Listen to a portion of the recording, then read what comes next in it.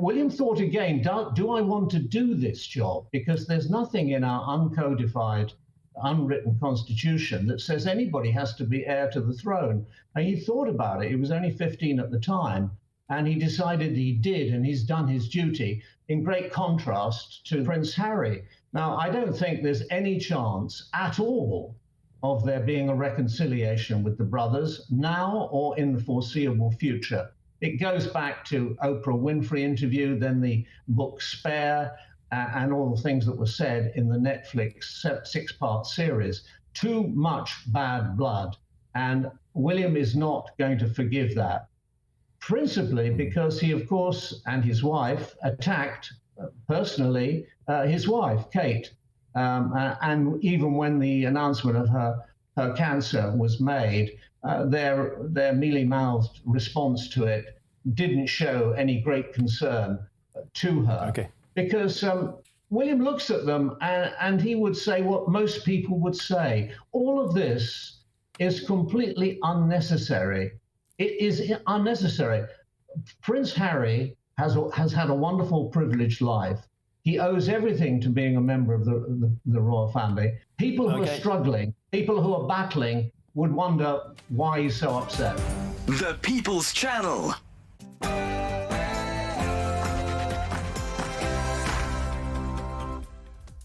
Morning, 9:30 on Monday, the 8th of July, live across the United Kingdom. This is Britain's Newsroom with Andrew Pearce and Bev Turner. Very good morning. So get Britain building. Keep watching this morning because new Chancellor Rachel Reeves is going to announce Labour's ambitions to defeat the NIMBYs and build 1.5 million homes. The property industry is excited, but are you?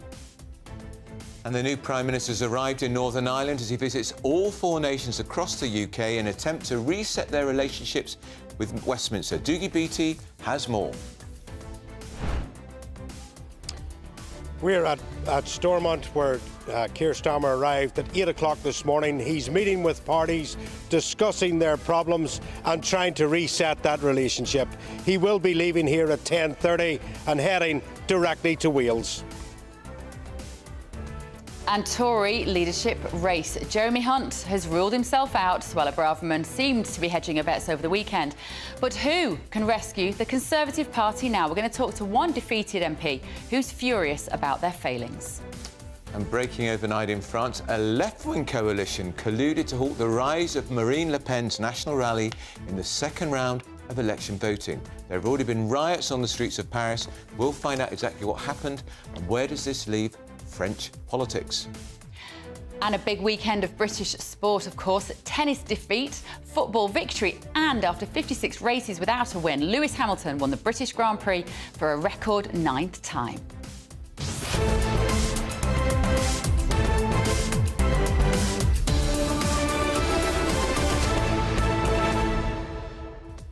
And I was in Westminster before I got here this morning.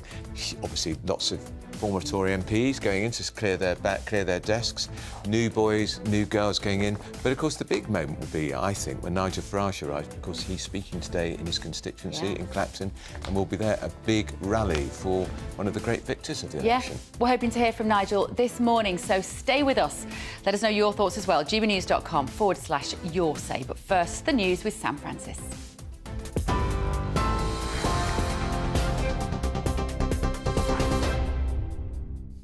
Bev, Andrew, thank you very much and good morning to you. It's just after 9:30 and a recap then of the top stories this morning. Well, with the Prime Minister in Belfast on his UK tour this morning, his top team's keen to show they're hitting the ground running. Announcements today are being made on reforms to planning laws, more dentist appointments and teacher recruitment. The Chancellor is expected to say there's no time to waste in boosting economic growth and that she'll make it a national mission. In her first major speech in about an hour's time, Rachel Reeves will promise major changes to speed up infrastructure projects and to unlock private investment. She's also set to argue that 14 years of Conservative rule has cost £140 billion in lost growth. Former Prime Minister Sir Tony Blair is urging the new government to bring in digital ID cards to control immigration. However, the Home Secretary says it's not part of Labour's policy. Instead, Yvette Cooper's insisting setting up a new border security command will bring an end to people smuggling across the English Channel. It comes after Sir Keir Starmer announced the Rwanda scheme is dead and buried, he says, claiming he's not prepared to continue with gimmick politics. Conservative MP and former government minister Kevin Hollinrake told us this morning he, though, thinks it's a huge mistake. One thing about the Rwanda legislation is, for the first time, illegal migrants coming over the channel went into detention rather than into hotels. What the Labour government will do by scrapping that legislation, they release all those people from detention and they'll now go into hotels or council flats. That's absolutely wrong. We warned it at the time. The Labour Party strategy on this, in terms of smashing the gangs, is completely flawed. It won't work. Of course you smash the gangs, but that's not the only solution you need. Kevin Hollinrake there speaking to us earlier this morning on Breakfast. Well, France faces an uncertain future after parliamentary elections there, but it won't be a right-wing government. Marine Le Pen's National Rally came third, despite expectations it would top the poll. Protesters clashed with riot police in Paris after those results were announced. You can see those scenes there on your TV screen from last night. The left-wing New Popular Front coalition is predicted to win, with President Macron's centrist group coming in second place. Those are the latest GB News headlines for now. I'm Sam Francis, back with you in the next half hour. For the very latest GB News direct to your smartphone, sign up to News Alerts by scanning the QR code or go to gbnews.com/alerts.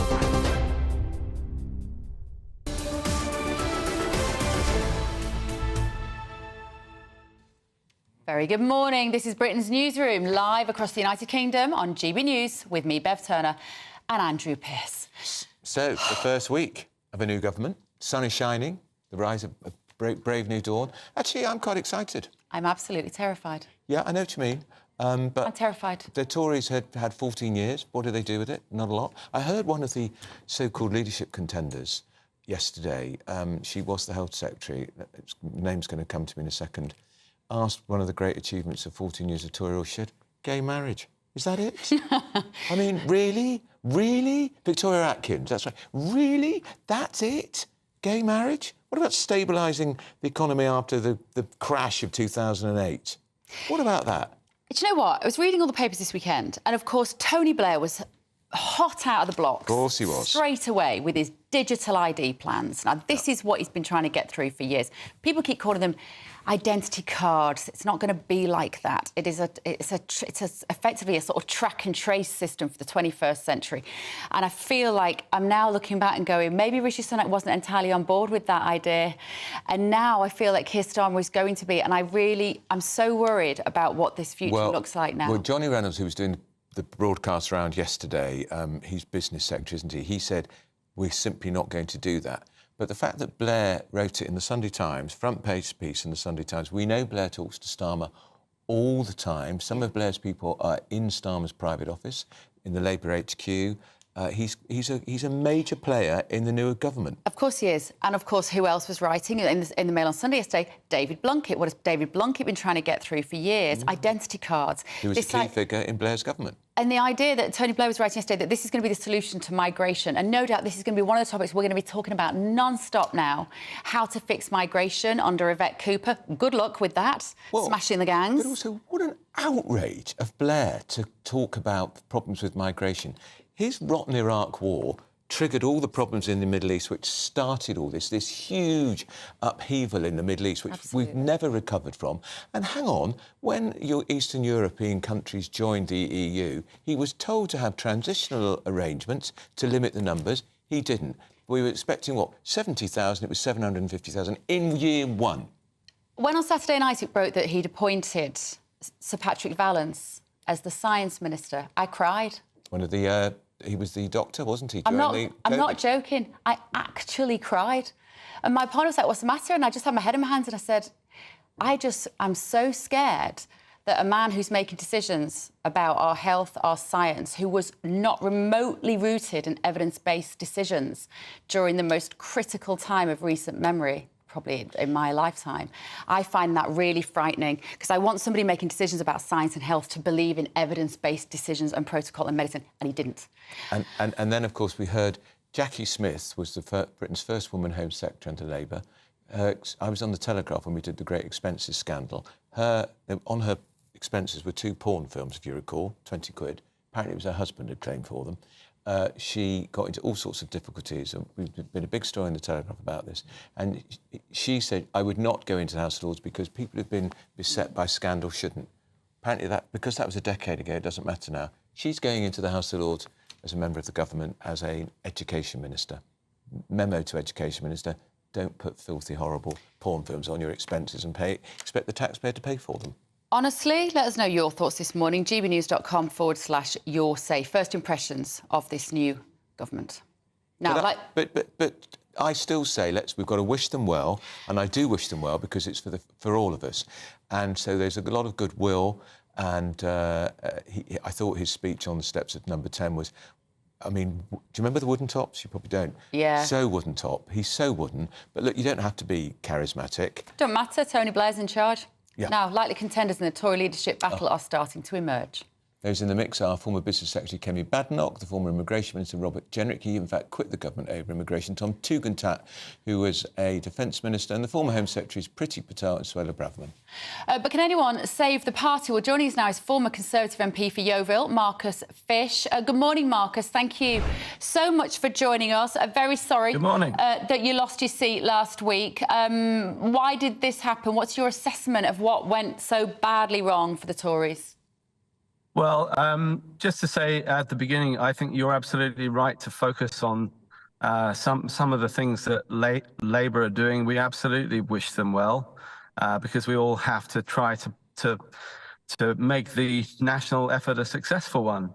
But the reality is that, yes, this is a potentially quite worrying government in some respects, whether it's on digital ID cards or what they might do with a central bank digital currency. There are lots of really big issues where we need non-authoritarian voices to be strong. And so, yeah, one of the things that worries me about it is that the right of politics looks like it is going to remain split, and that potential Labour government could be in power for a very long time. And so that's, why I think it's important to try to focus on the future about how we solve that essential problem with our politics. And I think we need to be honest about it and honest about where things stand. And at the moment, in all the Leave-facing seats, in all of the seats where the sort of ordinary working people had voted for us in the Conservatives in the past, in recent elections, the fact is that they either in large part stayed at home or they voted Reform. And until there's a prospect of that changing, I think there is absolutely no chance whatsoever of a centre-right party being elected in the UK again. Isn't your prescription, Marcus, or solution much more radical, that the Tory party just has to almost be unravelled, perhaps even get a new name and have a completely new identity? Isn't that what you're suggesting? So I just want to be clear. I mean, I'm very grateful to all of the people who voted Conservative for me and up and down the country. I know that they are very loyal to what is a very old institution, and it's had a lot of qualities over the years. But I just want to sort of be rational about where we are, and I think the Tory party does need to have a quite serious soul searching about what it is there for. And I think, the just sort of pretending that nothing's really happened and it all goes back together easily, and if we just try and say some more centre-right things in opposition, that people will believe that the Conservative Party is the thing to support in the future, when they have seen that when in government those things are not as important to them, then I just think it's not. You have to question the core viability of it as an electoral force, and if you can't be confident that it has that chance of being the centre-right party that everybody gets behind again, then I think it is worth thinking now, early on, about whether there's a different way of doing things, and at the very least a wholesale reconstruction of the brand, which has, let's face it, had its Gerald Ratner moment. Yeah. over recent weeks. Marcus, can I just jump in here? Is Marcus, the minimum. Yeah. There's another party that did rather well at the election. It got over 4 million votes, Reform.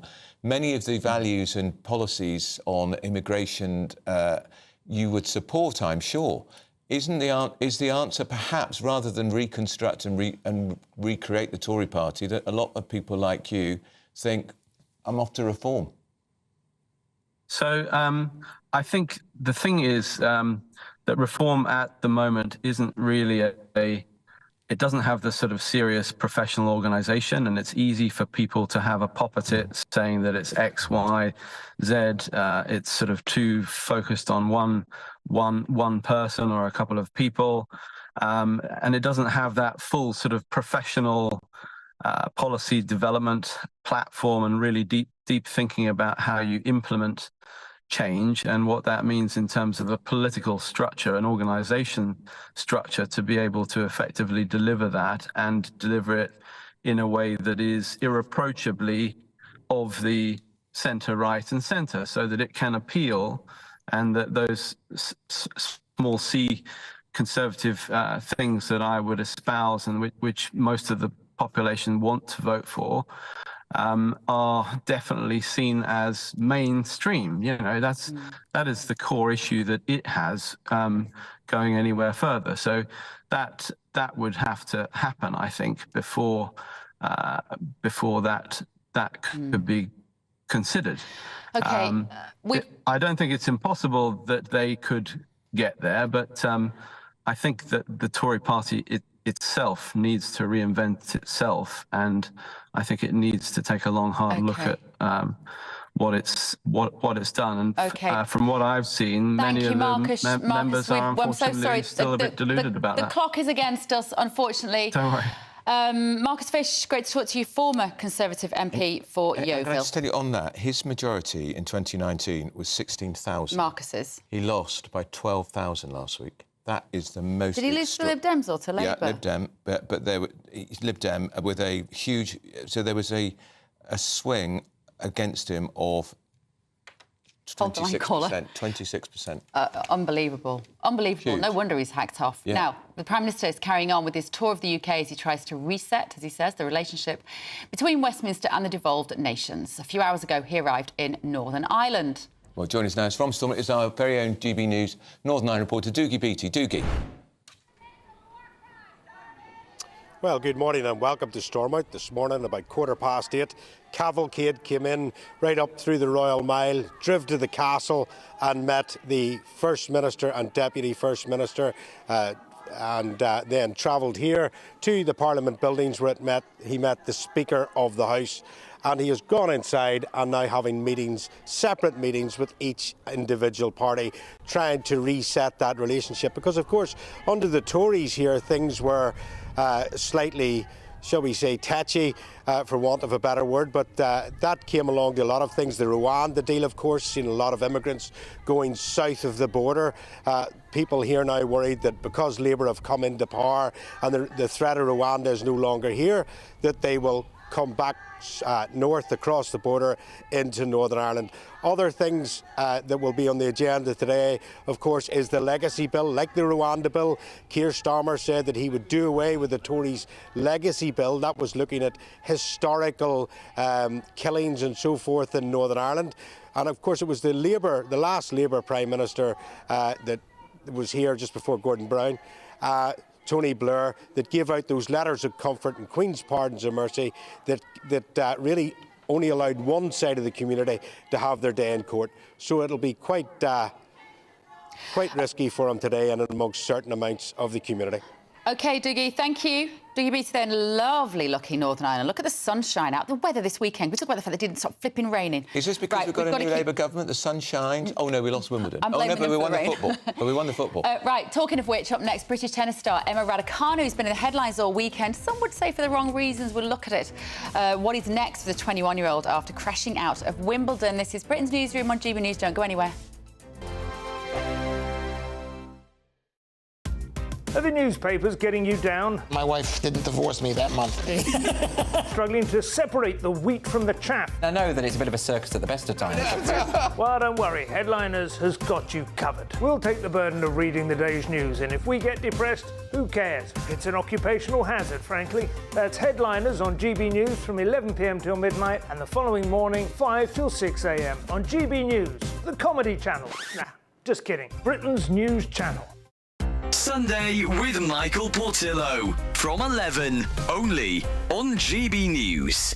The Royal Academy's annual exhibition has returned for the 256th time to brighten the summer holidays. It's the world's oldest open submission exhibition. Anyone can enter work to be considered for inclusion. I'm joined now by art critic J.J. Charlesworth for his verdict. What is your verdict? My verdict is you should go and see it. You are confronted with many things of varying quality, selected by artists, and you very much, instead of being given something to you that's supposed to be good, you have to make your own decision. I went along yesterday, and I personally did see some pictures on the wall that I thought were absolutely stunning. I'm going to mention Peter Ucker, which I think is a remark. And now these are the two by Ben Jonson, Grundtvig 1, and we've got one coming out of Berlin Pool. I think that's an absolutely stunning piece of work. And then Claire Douglas should be up. Here we are, Claire Douglas. Yes. Souvenir from the Anthropocene. Yeah. That last one, actually, a very witty painting. A piece like that was really interesting. I think it caught a lot of people's eye because it had very kind of humorous, slightly bleak take on post-Brexit Britain. It's set in this fictitious world of Brummington, which is a sort of loose satire on Birmingham.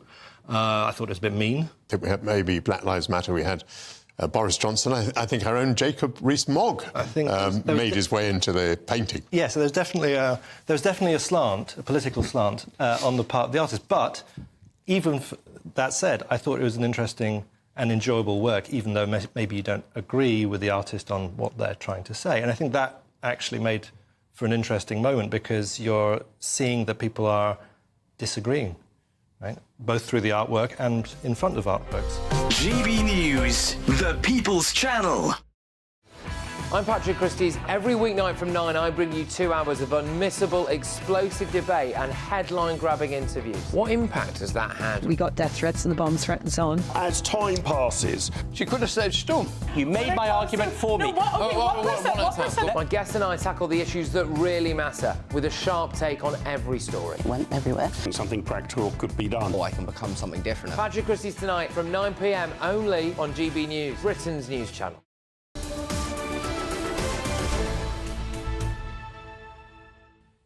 9:51, this is Britain's News on GB News. And the broadcaster Paul Coyte is here. All that sport? Yes. Did you have a lovely time? Did you watch all of it, Andrew? No. I know Bev did. No? Well, I didn't exactly. OK, fine. I was at Henley Regatta when the football was on, and everybody had it on their phones when it got to the penalty shootout. So there was no big screen? No, not that. Really? No, the rowing was more important that weekend. So that was quite exciting. And then I watched the tennis, actually sat on the sofa at my mum's house yesterday, a bit of Emma Raducanu. That was quite nice, quite relaxing. Where should we start? Football? Yeah, go on. Brief bit of football. We won on the penalty. We won on penalties. The game was not great. Funny that. The penalties were magnificent. Right. Which is not what we're known for. To win again? Say again? Did we not deserve to win the game again? I think we probably deserved to win it just about, but as far as the penalties were concerned, that was a different thing altogether because we've got history, bad penalties. How many times do we look back on penalty shootouts? Banished our demons. I think, I'm not superstitious, but yes, I think we probably have. The difference was confidence in the penalties. They practiced them. See, there's what you can never put the whole thing together in practice. It's just impossible. I know, for example, like Adam Peaty. The swimmer, our greatest swimmer of all time, he practices for the Olympics by putting headphones on, closing his eyes and having the noise of fans and try. But you can't recreate any of this. But what they've done is that they've tried that with training, and then they've had people shouting and just trying to recreate it, but they were all very, very cool. Brilliant. So I want to get through all of these topics. Yes. Who do we play next? We play the Netherlands on Wednesday. Brilliant. Right, Emma Raducanu. She was going to play in the doubles with Andy Murray, and then she pulled out, she had a stiff wrist, got a very hard time for that. That's a very bad look. See, I don't know. I can understand it being a bad look, and I can understand... I mean, Andy was livid about the whole thing. Shouldn't suggest in the first place. The thing is, Andy Murray calls up and says, look, right at the last minute, do you fancy playing the doubles? And you go... You're not going to go, actually... I'll think about it. Yes, she probably didn't expect to go as far in the singles as she did, so then she had the game on Sunday, and this would have been Saturday night. So it's probably a good call. Fair enough. I think her career is important. I agree with you. I think it's unfortunate. But I also think that Andy Murray had an amazing goodbye on centre court, and it's almost like, well, everybody said goodbye. Sue Barker interviews with his brother, lovely. Exactly, and that's the way to go. And then you'd have to go to an outside court and play, so we're fine with that. And then she did rubbish on her own, didn't she? Yeah, she did. I mean, there was too many unforced errors. I mean, she played Lulu Sun, who was from...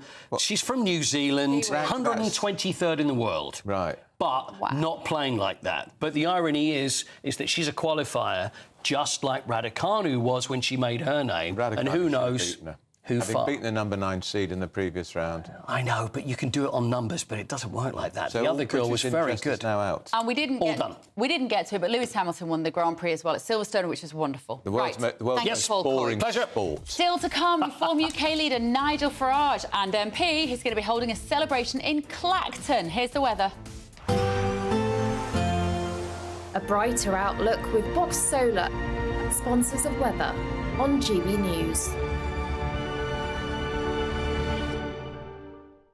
Hello there, very good morning to you. This is your GB News weather forecast provided by the Met Office.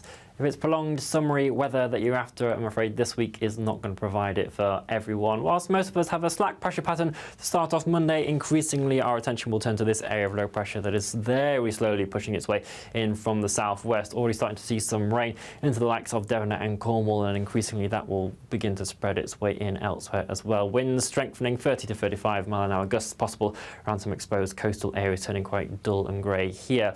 Elsewhere, there is a decent amount of sunshine to start off today, but we will start to see some showers developing later on. In the sunshine, though, actually pleasantly warm, 19 to 21 degrees Celsius. Feeling very cold, though, underneath this cloud and rain, more around 15 to 16 degrees Celsius.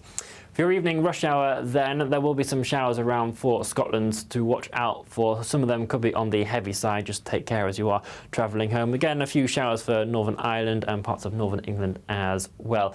Best of the brightest spells really across this central slice throughout a good portion of the day. Still around 20 degrees Celsius there in Leeds, even at 6 o'clock. But it is going to be a much wetter conditions as we end the day here across the far southwest, turning heavier as that rain begins to push its way in. Some very low cloud as well, turning murky.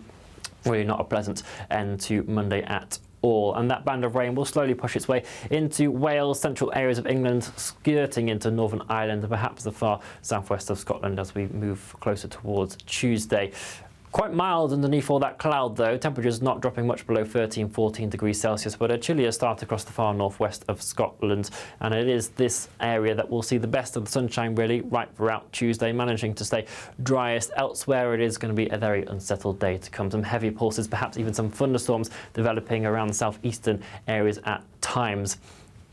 Feeling humid in amongst all of that, highs of 21 degrees Celsius, but still not the most pleasant of days. That warm feeling inside from Boxed Boilers, sponsors of weather on GB News.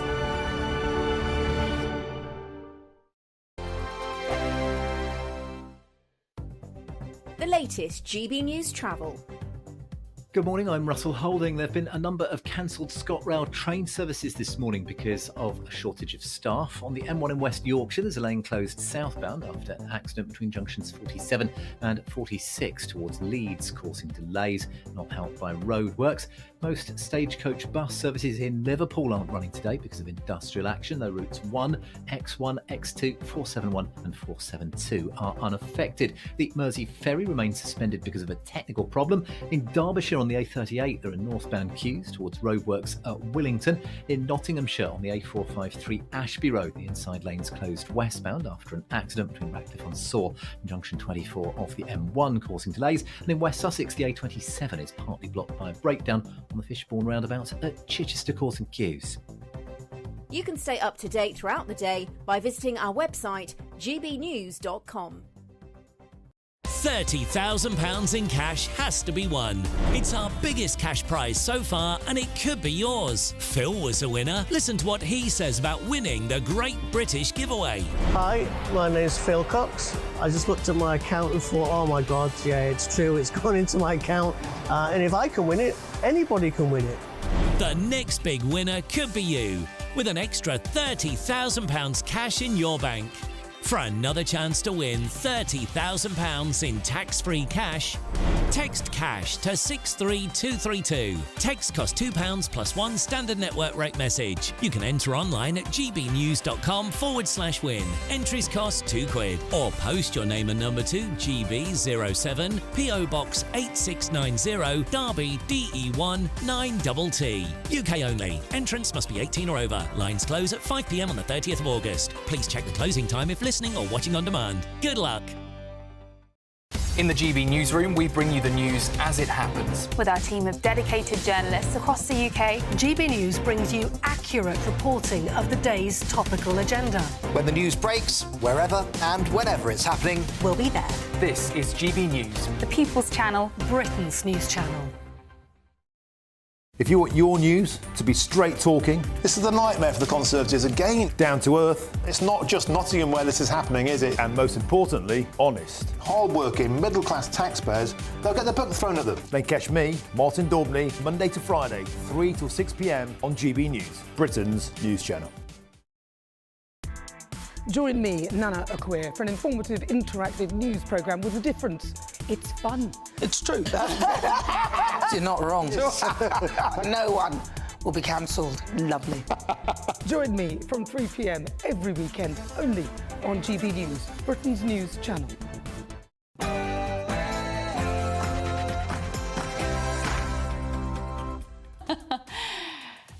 Good morning, it's 10 o'clock on Monday the 8th of July, live across the UK. This is Britain's Newsroom with me, Bev Turner and Andrew Pearce. So get Britain building, keep watching, because this morning the new Chancellor, Rachel Reeves, she's going to announce Labour's ambitions to defeat the NIMBYs and build 1.5 million homes. The property industry is excited, but are you? And Tory leadership race. Jeremy Hunt has ruled himself out. Suella Braverman seemed to be hedging her bets over the weekend, but who can rescue the Conservative Party now? And Nigel Farage is on a victory lap. The Reform UK leader is holding a rally in his Clacton constituency today. He's the new MP, of course, to celebrate his party's election success. We're hoping to talk to him. And breaking overnight in France, a left-wing coalition colluded to halt the rise of Marine Le Pen's national rally in the second round of election voting. There have already been riots on the street of Paris. We'll find out exactly what happened and where does this leave French politics.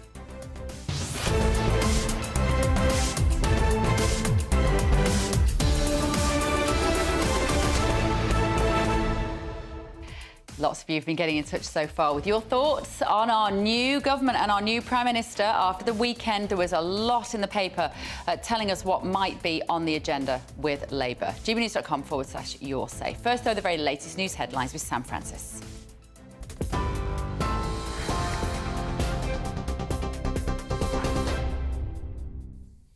Bev, Andrew, thank you very much. Well, it's 10 o'clock and the top story from the newsroom this morning. Sir Keir Starmer insists that Wales has enormous untapped potential as he continues his UK tour to reset the relationship between the Westminster government and the devolved nations. The new Prime Minister will meet First Minister Vaughan Gething in Cardiff later. His visit to the Welsh Parliament is part of a whistle-stop tour, also taking in Scotland and later Northern Ireland. Earlier, Sir Keir Starmer met with the First and Deputy First Ministers in Belfast. Michelle O'Neill of Sinn Féin says the new government is a chance for a reset of relations. We've taken every opportunity to press home the need for a proper funding model for here in order for us to be able to reverse the damage that the Tories have inflicted on us for 14 years. So, look, time will tell in terms of their delivery and what they want to do to actually assist us. The Chancellor is expected to say there's no time to waste in boosting economic growth and that she'll make it a national mission. In her first major speech later, Rachel Reeves will promise a major change to speed up infrastructure projects and unlock private investment. She's also set to argue that 14 years of Conservative rule has cost £140 billion, she claims, in lost growth. Former Prime Minister Sir Tony Blair is urging the new government to bring in digital ID cards to control immigration. However, the Home Secretary says it's not part of Labour's policy. Instead, Yvette Cooper insists setting up a new border security command will bring an end to people smuggling across the Channel. It comes after Sir Keir Starmer announced the Rwanda scheme is, he says, dead and buried, claiming he's not prepared to continue with gimmick politics. Conservative MP and former Government Minister Kevin Hollinrake told us this morning he thinks that's a huge mistake. The Education Secretary has kicked off her plan to transform the image of teaching and to recruit 6,500 new teachers. Bridget Phillipson's writing to those in the sector, explaining the valuable role they'll play in the new government's agenda. And she'll also meet teaching unions later this week. The new Defence Secretary has pledged to step up the UK's support for Ukraine's continued fight against Russia. In a meeting with President Zelensky, John Healey announced last night that Britain will fast-track military support within the next 100 days. That new package includes 50 small military boats to support river and coastal operations and 40 demining vehicles.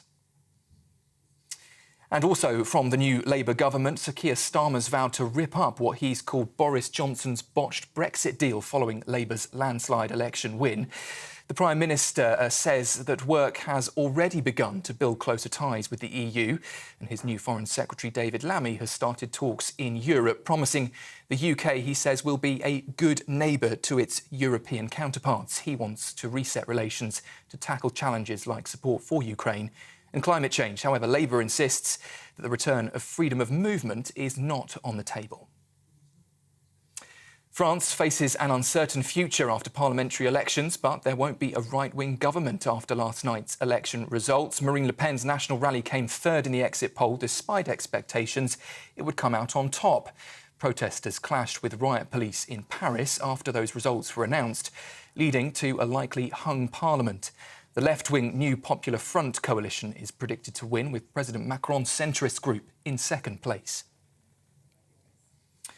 A group of bereaved parents here in the UK has written an open letter to ministers urging the government to examine stillbirth rates and to explore why they are higher for black and Asian babies. Data from 2021 suggests that black children are twice as likely to die at birth in England compared to those who are white. Campaigners say it sends an unacceptable message to some women, though NHS England says it is investing £10 million over the next year to reduce inequalities. And Boeing has agreed to pay £190 million in fines to US authorities to avoid a criminal trial over two crashes of its 737 MAX jetliners. The plane makers pleaded guilty to a fraud charge following the deaths of 346 passengers and crew in 2018 and 2019. Families of the victims have criticised the decision, saying it allows Boeing to avoid full responsibility. Royal news, and the King and Queen will visit the Senedd later to celebrate the 25th anniversary of the Welsh Parliament. The Royal Welsh will form a guard of honour as the King sees them for the first time as their Colonel-in-Chief. His Majesty and Queen Camilla will be greeted by primary school children, community leaders and the First Minister Vaughan Gething. Inside, the King's harpist will also perform for her first time in the new role, followed by some speeches and poetry readings. Well, news from the US. Officials are warning people living on the Texan coast to expect power cuts and flooding. That's as Storm Beryl's on course to hit there later. Residents have been seen stocking up on fuel and essentials, with several coastal areas under evacuation orders. The hurricane has already left a deadly trail of destruction across the Caribbean. 11 people now known to have died following the high winds and heavy rain. And finally, Emma Raducanu says that she has no regrets after a difficult end to her Wimbledon campaign yesterday. A last 16 defeat to qualifier Lulu Sun ended British hopes in the singles, and it followed her decision on Saturday to pull out of a mixed doubles match with Andy Murray, which ended the two-time men's champion All England Club career. Raducanu was attempting to protect a sore wrist and back, she says.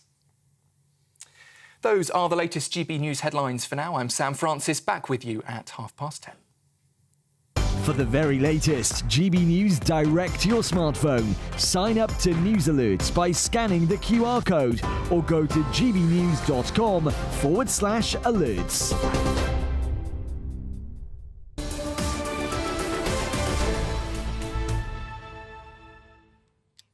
Welcome back to Britain's Newsroom, live across the United Kingdom on GB News with Andrew Pearce and Bev Turner.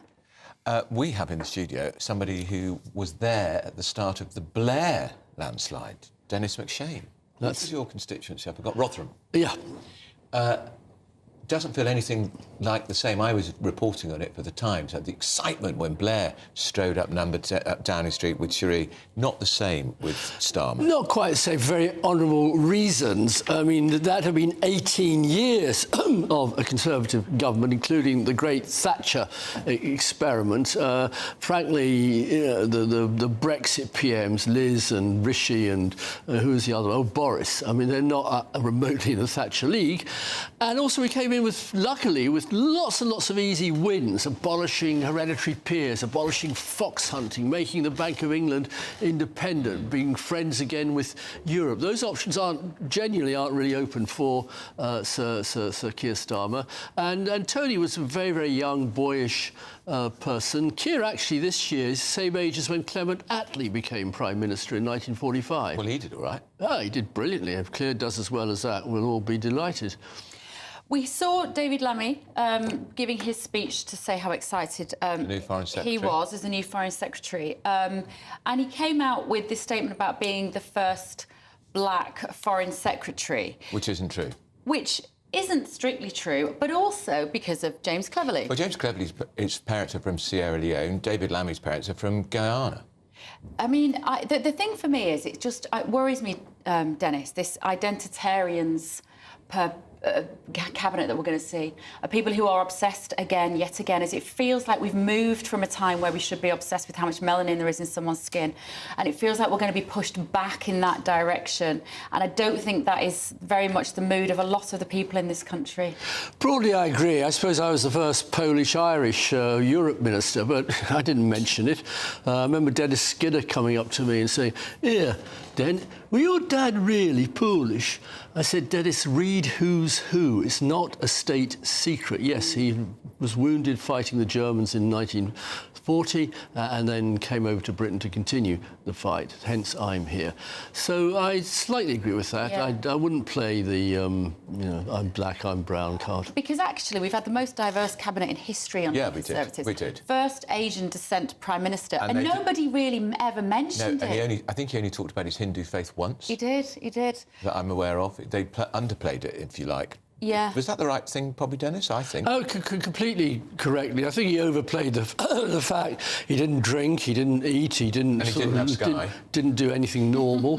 Yeah, I mean, it's preposterous. I mean, Rishi, for heaven's sake, is a pure product of the English elite education. Yeah. Winchester and Oxford. I mean, what is more English than that? It's one of the people who cause all the trouble. Let's go back to Lammy. His first job, he says, is to refocus our relationship with the EU. I see talked about in the Sunday papers, but would all have been briefed by the Foreign Office, no doubt. They're even looking at the issue of free movement of people. Now, that would be hugely contentious because during the campaign they said nothing on free movement. I don't think David did do that, and I just heard Darren Jones, who's this very sharp, very, watch him. He's going to be a star number 2 at the Treasury, and Darren is as pro-European as I am, but he made very clear that in the election Labour did not propose returning to the single market. Single market's a big one. If you want to rejoin the single market, one of its obligations is free movement. The Swiss accept it, the Norwegians accept it. We prefer to get all our immigrant workers now from India, Pakistan, Nigeria, instead of from Poland or Bulgaria or Portugal. I mean, that's our choice. We've made it. And how is Keir Starmer going to navigate this relationship with the EU now, Dennis? What do you... because it's going to upset a lot of people if he does start to move us back towards... Well, it's going to please an awful lot of businesses if they can start trading again. It's going to please an awful lot of old people, possibly, if they can start retiring to Europe again. It's certainly going to please young musicians and artists. It'll please every university if we can reconnect to European funding and share with European scientists and specialists the know-how and the joint research. So it'll be whatever happens. I mean, the fact that maybe Sir Keir takes a holiday in France, that proves he's going back to Europe. Well, but he's got to be careful because, look, Nigel Farage's party did incredibly well. last week, 5 MPs, more than they expected, but more importantly, Dennis, for you as a Labour man, they're in second place in nearly 100 seats. Yep. In certain seats, working class, what I would call old-fashioned white working class seats, where migration, immigration is a huge issue. We saw Blair sticking his oar in yesterday in an article in the Sunday Times saying they've got to have a big, strong policy on migration. Yes. If you start going wishy-washy on that and free movement, that will be a big... and going back on Brexit, that will be a big problem in those seats. Of course it will, but there's also a massive majority in every opinion poll in the last few years saying that the people now think it was a mistake. I mean, they're not stupid. We've lost 4% of our GDP. We're going into that zone of European countries like Italy or Spain, you know, great history, but not very rich. I mean, if you take out London, Britain has got the same living standards as Missouri, and I did a lot of campaigning in the provinces outside of London, and I'd forgotten, because I'm now based in London, just how poor so much of England is.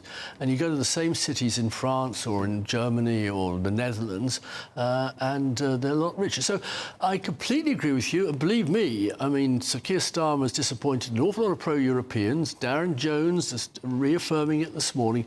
They don't want to put Europe in any way on the agenda, but on the other hand, you can't take geography off the agenda. Well, let's put it on the agenda because we had elections in France overnight. So Marine Le Pen, national rally, did well in the first round, came first, more than a third of the vote, pushed into third place last night because of tactical voting. But we've now got Jeremy Corbyn's twin brother. Yes. His party won the largest share of the votes. Is there a difference between these extremes? Well, between Jean-Luc Mélenchon, I can never work out whether I should compare him to dear old Jeremy or dear old George Galloway. But he... You wouldn't want either running your country. He is exactly in the same bag as Marine Le Pen. They both support Putin like Nigel Farage does. And so we have this problem now in France of the French said no to Marine Le Pen, but no to everybody else. But the left very much colluded, didn't they, overnight? So there were 200 candidates from the left pulled out of this second round to avoid splitting the vote. Well, Bev, if you forgive me, so did all the candidates who came second or third in Macron's party, in the Greens, in the Liberals, in the Conservatives. There was a broad agreement that it would be too dangerous for France. I hate to use this word, but Marine Le Pen just reeks of the 1930s and that politics. It would be too dangerous for France if the French people... If democracy worked and they were voted in? Wait a second. We've just had the biggest tactical voting election in our history. Nobody, I don't think anybody is saying that all the people who voted tactically last Thursday are somehow denying democracy. I don't think many people did vote tactically. Oh. We don't have that same tactical history of voting as they do on the continent. But I take a different view. I think they've been foolish. I think Marine Le Pen's dodged a bullet because I think the chaos now that's going to flow in the next year or two, because there'll be no agreement, the government will probably fall, there might have to be another election. She can stand back on the sidelines. She can, you can't. Macron was pulling all the strings. And believe me, the far left guy, Mélenchon, will say exactly the same thing. I mean, I've been listening 24 hours, 48 hours, writing, commenting on the French elections, and I've been listening to Mr. Mélenchon, but he only represents one of the 5 parties in the coalition. People keep talking about a left party. There isn't. There's a heterogeneous coalition. It would be like having in Britain, you had the Labour Party, the Greens, the Liberals, and I don't know, whatever's left of the Trotskyist parties, all saying we're going to vote against to stop Marine Le Pen. It's up to her. And this is the point. This was an election to elect a government to run the country. It's like our dear Nigel, put him in front of a European Parliament election, he always comes top.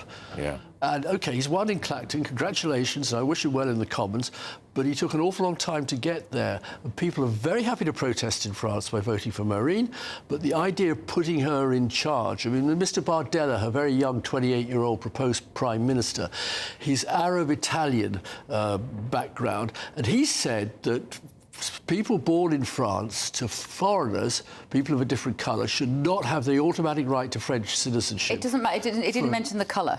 Doesn't matter what colour. No. It was, look, put it bluntly, he was very clearly targeting Muslims. Now, America and France for 200 years have had this idea that if you happen to be born on the French soil, American soil, that's it. No question, no argument, you're French, you're American.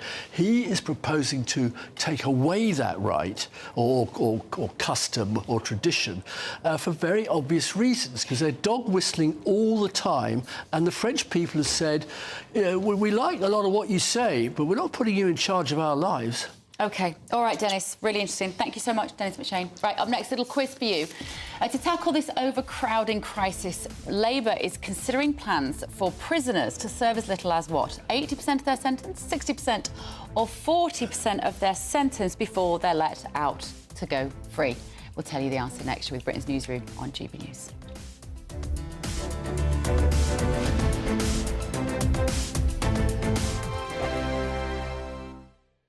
Mark Dolan Tonight. Weekends from 9 p.m. As he turns 80 next month, Thomas Markle gives a moving interview to the Mail newspaper saying, "I've never been one for birthdays, but I know the one person I most want to hear from, Meghan, will not be in touch. I'd love to meet my grandchildren," he said, "but I'd be happy with a photograph at this stage." Well, for reaction to this sad story, I'm delighted to welcome US political and royal commentator Hilary Fordwich. He also added that he never thought that he'd have something in common with the King. And of course, the King doesn't know his grandchildren either. And I think that's a very sad state of affairs.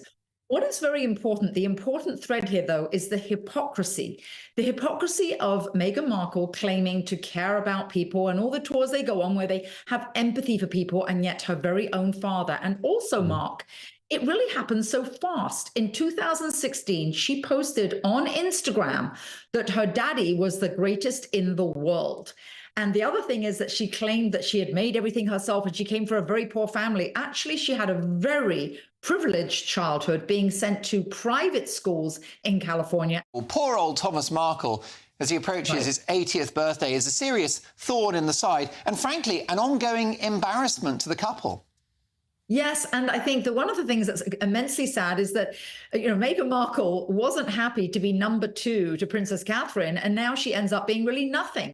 I do think that a tiger doesn't change its stripes. What we have to look at here is track record. Somebody who's dumped her friends, dumped her own family, dumped her country originally when she came over to the UK, and even her adopted dog. There is a track record there, and Thomas Markle has sadly said it's referred to now as being Markled when you're dumped. GB News, the People's Channel. I'm Christopher Hope. From pop stars to politicians, I'll interview anybody in a pub who's got a political opinion. Join me every Friday on Spotify, Apple Podcasts, YouTube or gbnews.com, or wherever you get your podcasts. This is GB News, the People's Channel. Join me, Neil Oliver, every Sunday night at 6 p.m. on GB News. And if an hour is not nearly enough for you, go to gbnews.com for special extended episodes online every Friday at 9 p.m, where we can truly get into the nitty-gritty of what's going on. GB News, Britain's news channel. We're proud to be GB News, the People's Channel. And as you know, we always love to hear your views. Now, there's a new way of getting in touch with us at gbnews.com/your say. By commenting, you can be part of a live conversation and join our GB News community. You can even talk to me, Bev Turner, or any of the members of the GB News family.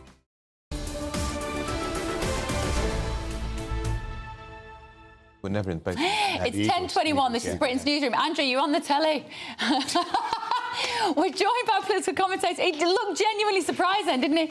Benedict Spence is here and former Labour advisor Matthew Larser. Good morning. Can you stop being a bad influence on him, Matthew? I will. I'm going to come back to him next year. He was giving me all the Labour gossip I can't say on air.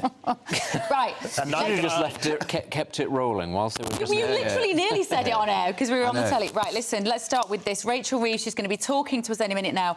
Our newly appointed Chancellor of the Exchequer, First woman to do so. Is that relevant? I don't know. She's going to bring back house building targets. Benedict, how is she going to manage this when she's going to come up against all the same problems that every government ever does, which is people saying, I don't want your houses in my backyard? Well, this is one of the joys. As now sort of a commentator on the opposition, I can just sit there and sort of lob criticisms. It's very easy to criticise, and it's fun as well.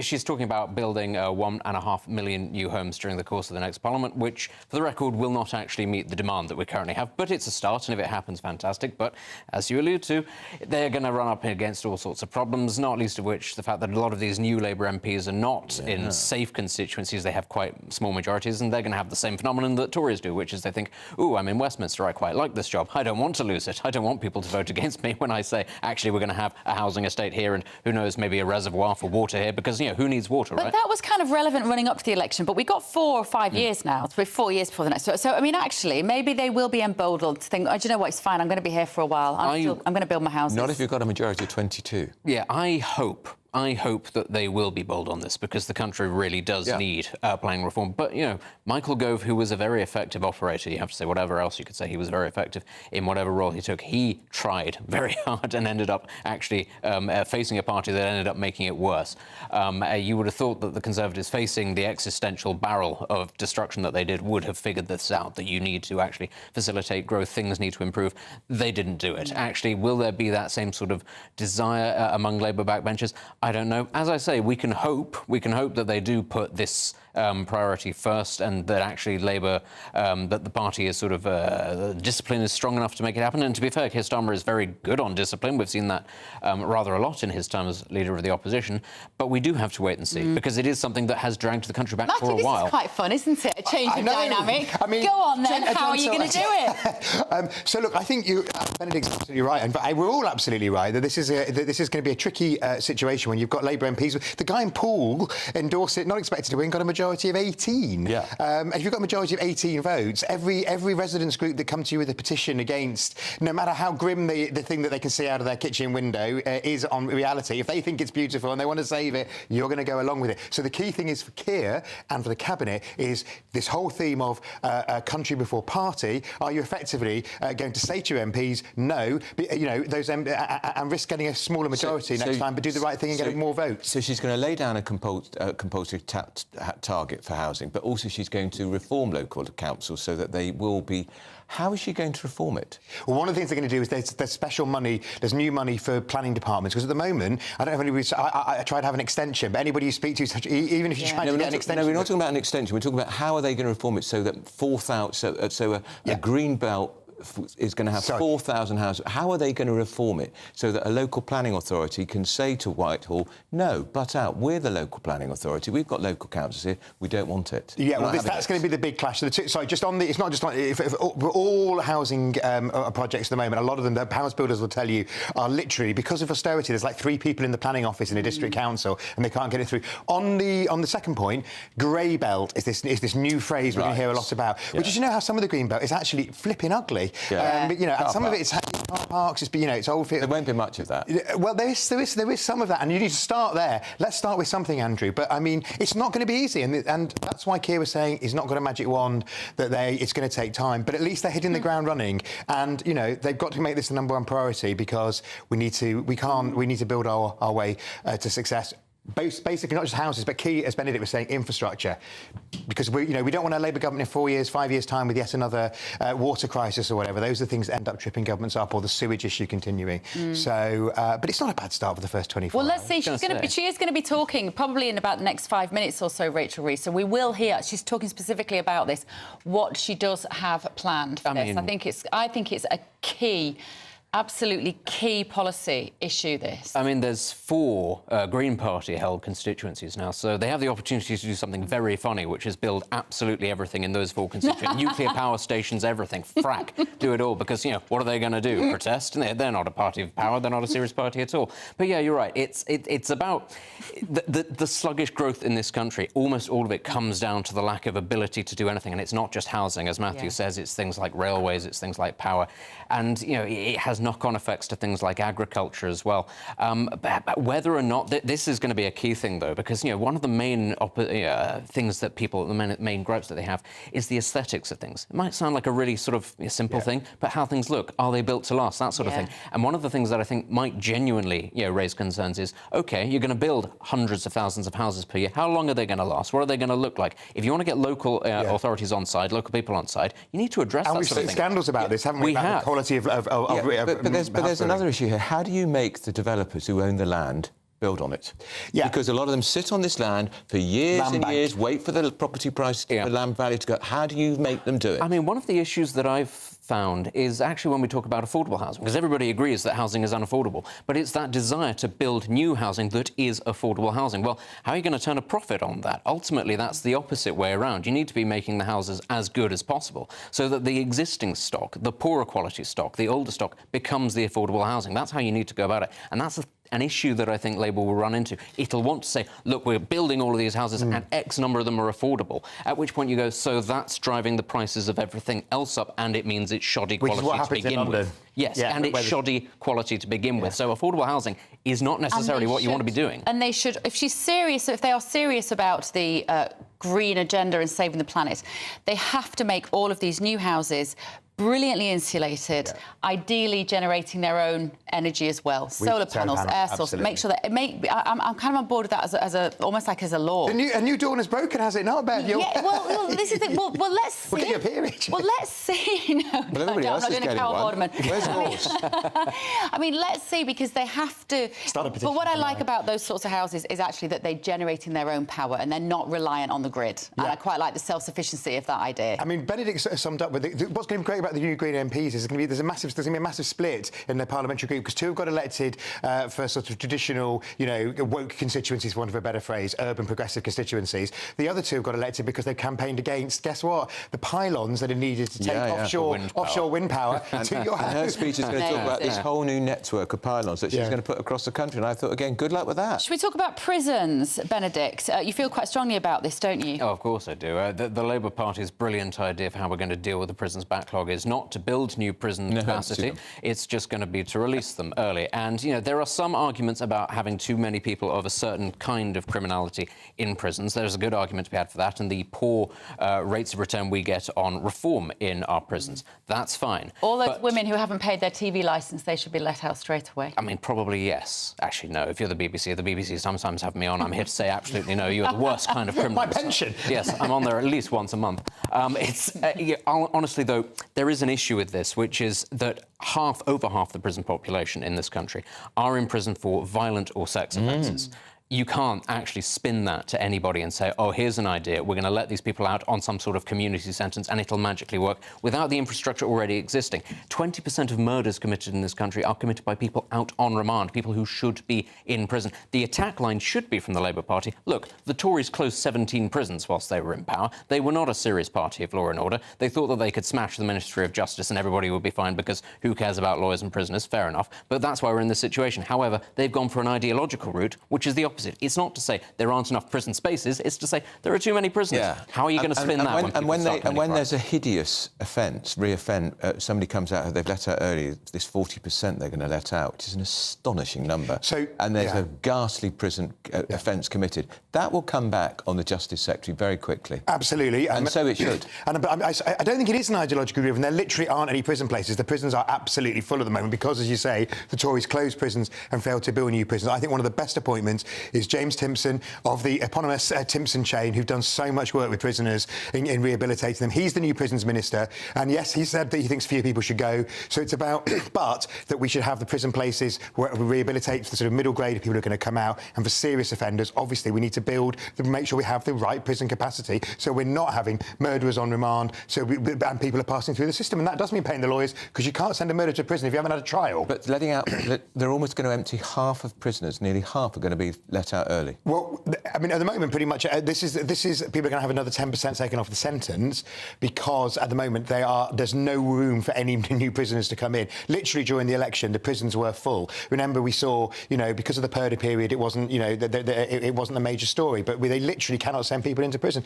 But Labour remains very committed to prison for those on serious offences, but rehabilitation for those not. And that's what I think. That's why having James Timpson there is totally non-ideologue. He's ideologue. He's not some woke lefty human rights lawyer. He's somebody who is ideologically of the opinion that we should be sending fewer people to prison because they don't need to go in the first place. And he cites the Scandinavian model as an example. That works in Scandinavia because it's not the UK. It's a very different kind of society. It's actually a lot more community-based, much more homogenous. It's far easier to let people serve their sentences in the community. I don't really see how you can do that when a significant portion of the prison population in this country are born overseas, many of whom should in fact be deported. They should all be deported. And are not. They should be all deported. Yes. But the other thing, Benedict, is how many times have we seen people coming in from outside? It's a great idea. We had one of the BP bosses was a minister in Brown's government. The goats. The goats. The government of all the talents. They stick it for about a year or two. They can't stand it because they are suffocated by the civil service who say, you can't do that, Minister. That's not the way we do things, Minister. How is this guy, Mr. Schumann, going to make it any difference? It's going to be very difficult, and this is the other thing, apart from planning reform, that is required in this country, is civil service reform. Again, the Conservatives talked a lot about civil service reform, and they achieved the square root of nothing. If anything, they possibly made it worse. So that'll be something else that if Sir Keir Starmer wants to get even half of his agenda through, he's going to have to deal with that, because many people have this idea that the civil service is ideologically captured by the left. Some are. But it's much more about procedure. That's what they care about. Who is his chief of staff, Starmer's chief of staff, Sue Gray, who spent a lifetime in the civil service? So he'll be saying to her, you can't do that, Prime Minister. That's not how the civil service... I think Sue she's a creature of it. She's a creature of it, but she knows where the bodies are buried and she knows what she would like to change, because she's obviously met frustrations in it as well. And there's... why the government's hitting the ground running is they did a lot of work on the transition, not just the talks with the government ministers. Hit the ground running. They've only been in power for 2 days. What else would you expect them to be doing? Well, then hitting the ground running. What, limping? No. Well, walking slowly? No, Andrew, after the shambles of the government that we saw before, it's amazing. They've had 14 years to get ready for this. Because the total focus is going to be on delivery on bread and butter issues, which is what you're seeing from day one. The Tories tear themselves apart. We should be judging them on such a great start, apparently, Benedict. Am I missing something here? No, I honestly, I think that there's a bit... Can I not go back to just saying 14 years of Tory failure? He's made a speech. No. It wasn't all failure. The Passport Office works fantastically. I'm not sure what else does, but there's one thing. And he's put Harriet Harman in the House of Lords, who, as far as I know, thinks the House of Lords should be demolished overnight. Well, that's why she's there. She's got a hammer. Andrew. And she's a great parliamentarian. You must be cross that you're not in there, because everybody else in World and His Wife is going in there. World and His Wife. I cried on Saturday when I saw that Patrick Vallance had been given a position. I thought of you, Bev. I thought of you, How did you feel?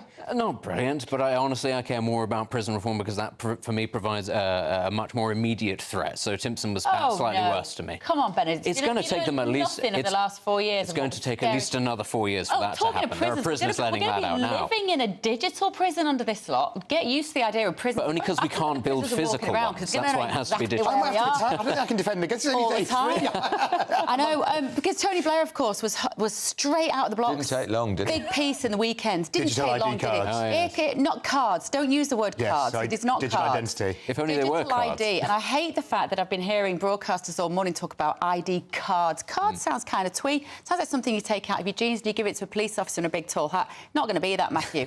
It's chilling. Go on, defend it. Well, I actually don't think it's going to happen, but because I think that there will be a kickback, and of course it will be one of those wedge issues that army of... Well, they said they said no in the campaign. They said no in the campaign, and it's all actually the Blair ministers who haven't come back, like Alan Johnson, who've been saying they think it's a good idea. Blunkett had previously said he thinks it's a good idea before and during the campaign. So it's actually, I think it's going to be a key issue whether Starmer sticks to the promise of the campaign and says no, particularly because although obviously there's no deal, there's no cabinet committee like there was with the Liberals when Blair came in, there's obviously going to be aware that they've got 72 Lib Dem MPs who will make that a wedge issue, and would it help them, the Lib Dem MPs, encroach on some of these sort of the places that used to be civil liberties places like the university towns? I don't think the Lib Dems are against it.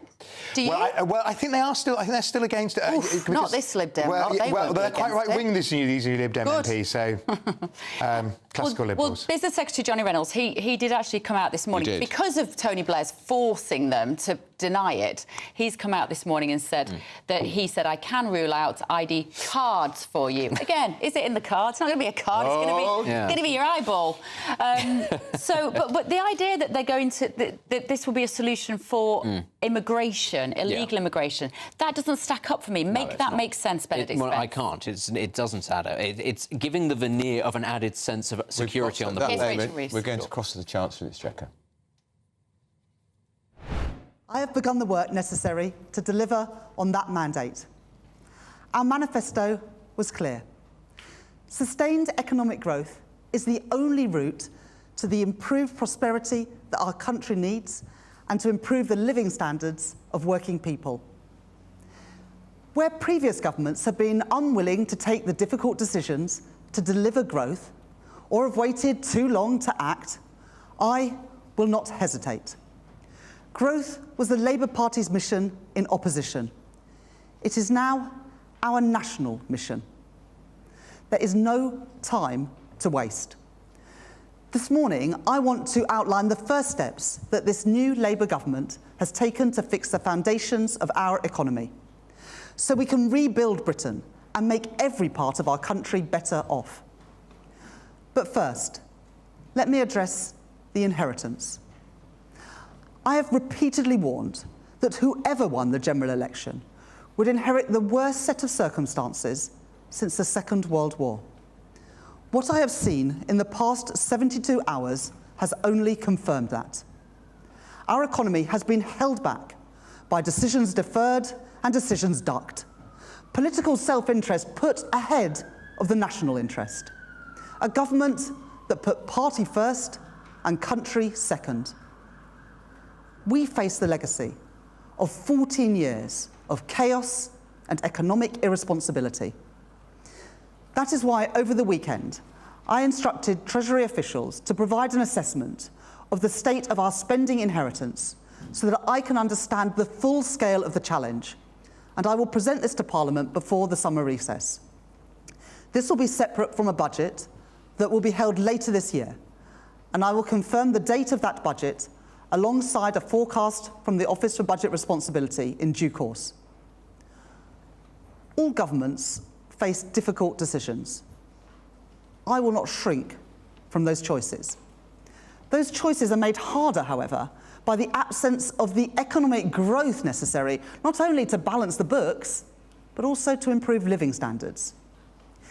New Treasury analysis that I requested at the weekend shows that had the UK economy grown at just the average rate of other OECD economies this last 14 years, our economy today would be over £140 billion larger. This could have brought in an additional £58 billion in tax revenues in the last year alone. That's money that could have helped revitalise our schools, our hospitals, and other public services. Growth requires hard choices, choices that previous governments have shied away from. And it now falls to this new Labour government to fix the foundations. There is no time to waste. We have promised a new approach to growth, one fit for a changed world. That approach will rest on three pillars: stability, investment, and reform. Let me turn first to stability. In the run-up to the general election, I set out the crucial first steps in our economic plans to deliver economic stability so we can grow our economy and keep taxes, inflation, and mortgages as low as possible. And that commitment stands. I emphasised this commitment in a meeting with the Governor of the Bank of England on Friday, and I will do the same when I meet the Chair of the Office for Budget Responsibility this week. These institutions are guarantors of our economic stability, and I will not be playing games at their expense. Over the weekend, I made clear to Treasury officials that the manifesto commitments that we were elected on will be kept to and they will be delivered on. That includes robust fiscal rules. And it includes our commitments to no increases in national insurance and the basic higher or additional rates of income tax or VAT. Now, I know that there are some who will argue that the time for caution is past. who hold that the platform on which we were elected, the platform that the British people voted for last week, can now be swiftly forgotten, that we can toss aside those fiscal rules or renege on our tax pledges, that a large majority in Parliament means we have the licence to row back on the principles of sound money and economic responsibility. I know that many of you aren't used to hearing this after recent years, but I believe that the promises that a party is elected on should be delivered on in government, and we will do so. We do not take lightly the trust of voters who have been burned too often by incompetence, irresponsibility, and recklessness. And to investors and businesses who have spent 14 years doubting whether Britain is a safe place to invest. And let me tell you, after 14 years, Britain has a stable government, a government that respects business, wants to partner with business, and is open for business. In an uncertain world, Britain is a place to do business. Let me turn to how we will unlock that private investment that we so desperately need. Before the election, I announced Labour's plans to launch a new national wealth fund with a remit to invest, and so to catalyse private sector investment in new and in growing industries. And in March, the former Governor of the Bank of England, Mark Carney, agreed to lead a task force on the establishment of a new national wealth fund. I can tell you today that I have received the report from that task force, and I will be announcing the next steps in short order. Alongside investment must come reform. Because the question is not whether we want growth, but how strong is our resolve? How prepared are we to make the hard choices and face down the vested interests? How willing even to risk short-term political pain to fix Britain's foundations? The story of the last 14 years has been a refusal to confront the tough and the responsible decisions that are demanded. This government will be different. And there is no time to waste. Nowhere is decisive reform needed more urgently than in the case of our planning system. Planning reform has become a byword for political timidity in the face of vested interests and a graveyard of economic ambition. Our antiquated planning system leaves too many important projects tied up for years and years in red tape before shovels even get in the ground. We promised to put planning reform at the centre of our political argument, and we did. We said we would grasp the nettle of planning reform, and we are doing so. Today, I can tell you that that work is underway. Over the weekend, I met with the Prime Minister and the Deputy Prime Minister to agree the urgent action needed to fix our planning system. Today, alongside the Deputy Prime Minister, I am taking immediate action to deliver this Labour government's mission to kickstart economic growth and to take the urgent steps necessary to build the infrastructure that we need, including 1.5 million homes in the next 5 years. The system needs a new signal. This is that signal. First, we will reform the National Planning Policy Framework, consulting on a new growth-focused approach to the planning system before the end of the month, including restoring mandatory housing targets. And as of today, we are ending the absurd ban on new onshore wind in England. We will also go further and consult on bringing onshore wind back into the nationally significant infrastructure projects regime, meaning decisions on large developments will be taken nationally, not locally. Second, we will give priority to energy projects in the system to ensure that they make swift progress. And we will build on the spatial plan for energy by expanding this to other infrastructure sectors. Third, we will create a new task force to accelerate stalled housing sites in our country, beginning with Liverpool Central Docks, Worcester Parkway, North Stowe and Langley Sutton Coalfield, representing more than 14,000 homes. Fourth, we will also support local authorities with 300 additional planning officers across the country. Fifth, if we are to put growth at the centre of our planning system, that means changes not only to the system itself, but to the way that ministers use our powers for direct intervention. The Deputy Prime Minister has said that when she intervenes in the economic planning system, the benefit of development will be a central consideration, that she will not hesitate to review an application where the potential gain for the regional and national economies warrant it. And I welcome her decision to recover 2 planning appeals already for data centres in Buckinghamshire and in Hertfordshire.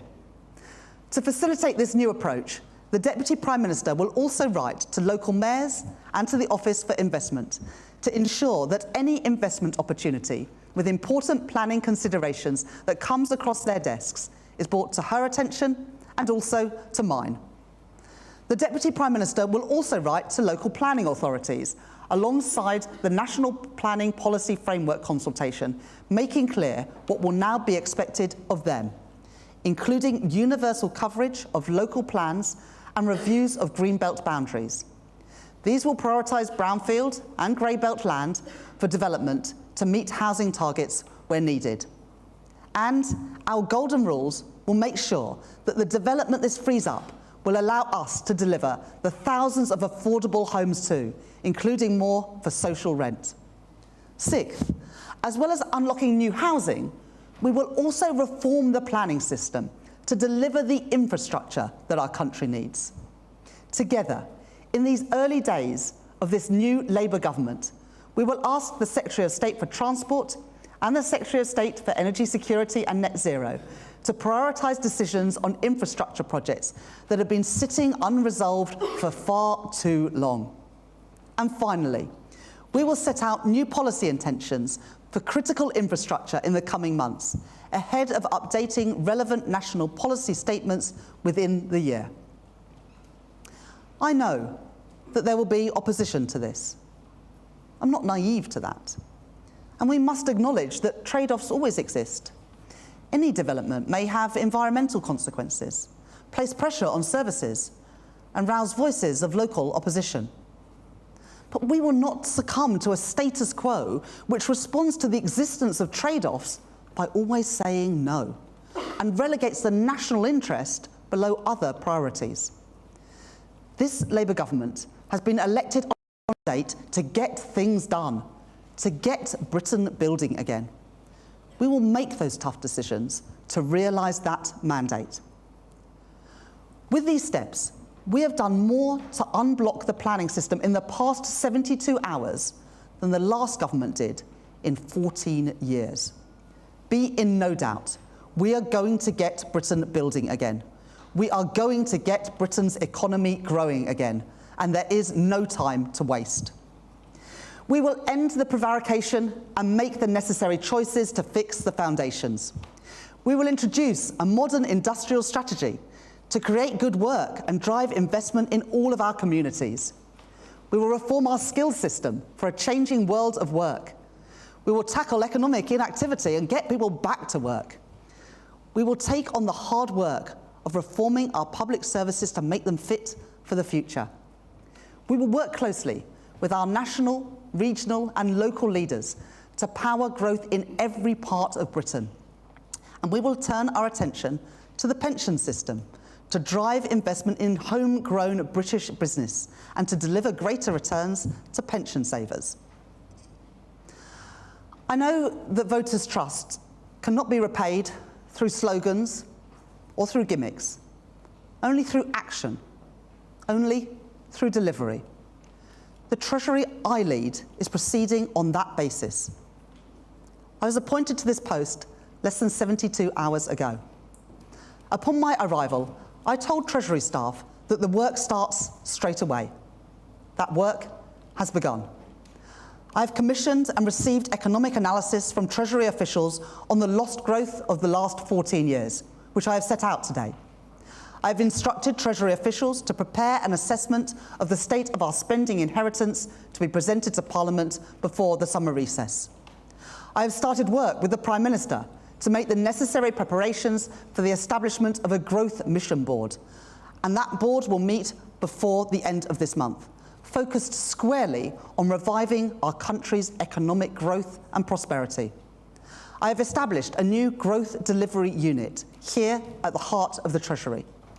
I've received the recommendations of the National Wealth Fund Task Force and will shortly be announcing the next steps. And in these first 72 hours, we have done more to reform the planning system than previous governments have done in 14 years. There is much more to do, more tough decisions to be taken. You have put your trust in us, and we will repay that trust. The work towards a decade of national renewal has begun. There is no time to waste, and we are just getting started. Thank you very much. Well, that was Rachel Reeves, of course, the new Chancellor, setting out her ambitious plan for growth. She did keep saying we need reform, reform. Look, at least one of our rowers said, well, I'm glad she keeps saying that. At least that's the only thing that's true. Do you know, there used to be a concept, Benedict, called localism. It's local people know best, local councils know best. That's now gone. It is, but I have to be honest, the way that this country has gone, it has been becoming increasingly clear that even though people do recognise the country needs growth and it needs new houses, people are becoming incredibly sort of stubborn. Not all people, of course, but a very sort of active political minority at a local level in opposing things near them. And there are many reasons why. As I sort of touched upon, it might be to do with changing demographics or aesthetics, or it might simply be to do with things like house prices, given that now actually the value of property is the single source of financial assets in this country. There are many reasons why that was once true, I'm afraid, has stagnated. And whilst I'm not keen on the idea of a government riding roughshod over local authorities, we have got to a point now where something does have to change, because people can't be trusted to approve anything. And so we're going to get a whole new forest of wind turbine farms on land. Because she said the ban was absurd before. The ban was to reflect often local objections. Yeah. They'll still have to go through the planning process, but the blanket ban, which the Tories introduced, remember, so basically it's reverting to the policy that we had under the Tories in the initial stages before this absurd blanket ban, saying you can't have a single wind turbine anywhere onshore, was just daft. We need them in places where there's support for them and where they make economic and ecological sense. She said they're going to reform the national planning policy framework. She said they're going to have mandatory housing targets. Can't argue with quite a bit of that. But some people are getting in touch with us to say there's the dictatorship planning decided nationally, not locally. Well, there always a national. Yeah, I mean, localism, which is a Cameron-esque buzzword, wasn't it? Has gone as a buzzword. There's always a national planning framework because we need to think nationally about things like reservoirs, because we don't. I know it's been raining for the last 2 weeks. We do. But if we have a hot summer and the hosepipe ban comes in, people will be blaming the other way. OK, gentlemen. We've run out of time. We've run out. Right, next. Newly elected MP Nigel Farage is holding a rally in Clacton. We'll bring you that. Let's see how the weather is.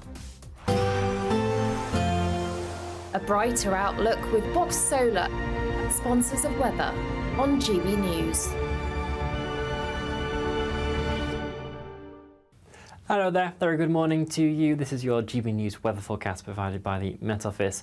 If it's prolonged summery weather that you're after, I'm afraid this week is not going to provide it for everyone. Whilst most of us have a slack pressure pattern to start off Monday, increasingly our attention will turn to this area of low pressure that is very slowly pushing its way in from the southwest. Already starting to see some rain into the likes of Devon and Cornwall, and increasingly that will begin to spread its way in elsewhere as well. Winds strengthening, 30 to 35 mile an hour gusts possible around some exposed coastal areas, turning quite dull and grey here. Elsewhere, there is a decent amount of sunshine to start off the day, but we will start to see some showers developing later on. In the sunshine, though, actually pleasantly warm, 19 to 21 degrees Celsius. Feeling very cold, though, underneath this cloud and rain, more around 15 to 16 degrees Celsius. For your evening rush hour, then, there will be some showers around for Scotland to watch out for. Some of them could be on the heavy side. Just take care as you are travelling home. Again, a few showers for Northern Ireland and parts of Northern England as well. Best of the brightest spells really across this central slice throughout a good portion of the day. Still around 20 degrees Celsius there in Leeds, even at 6 o'clock. But it is going to be a much wetter conditions as we end the day here across the far southwest, turning heavier as that rain begins to push its way in. Some very low cloud as well, turning murky. Really not a pleasant end to Monday at all. And that band of rain will slowly push its way into Wales, central areas of England, skirting into Northern Ireland and perhaps the far southwest of Scotland as we move closer towards Tuesday. Quite mild underneath all that cloud though, temperatures not dropping much below 13-14 degrees Celsius, but a chillier start across the far northwest of Scotland, and it is this area that will see the best of the sunshine really right throughout Tuesday, managing to stay driest. Elsewhere it is going to be a very unsettled day to come. Some heavy pulses, perhaps even some thunderstorms developing around the southeastern areas at times. Start feeling humid in amongst all of that, highs of 21 degrees Celsius, but still not the most pleasant of days. That warm feeling inside from Boxed Boilers, sponsors of weather on GB News.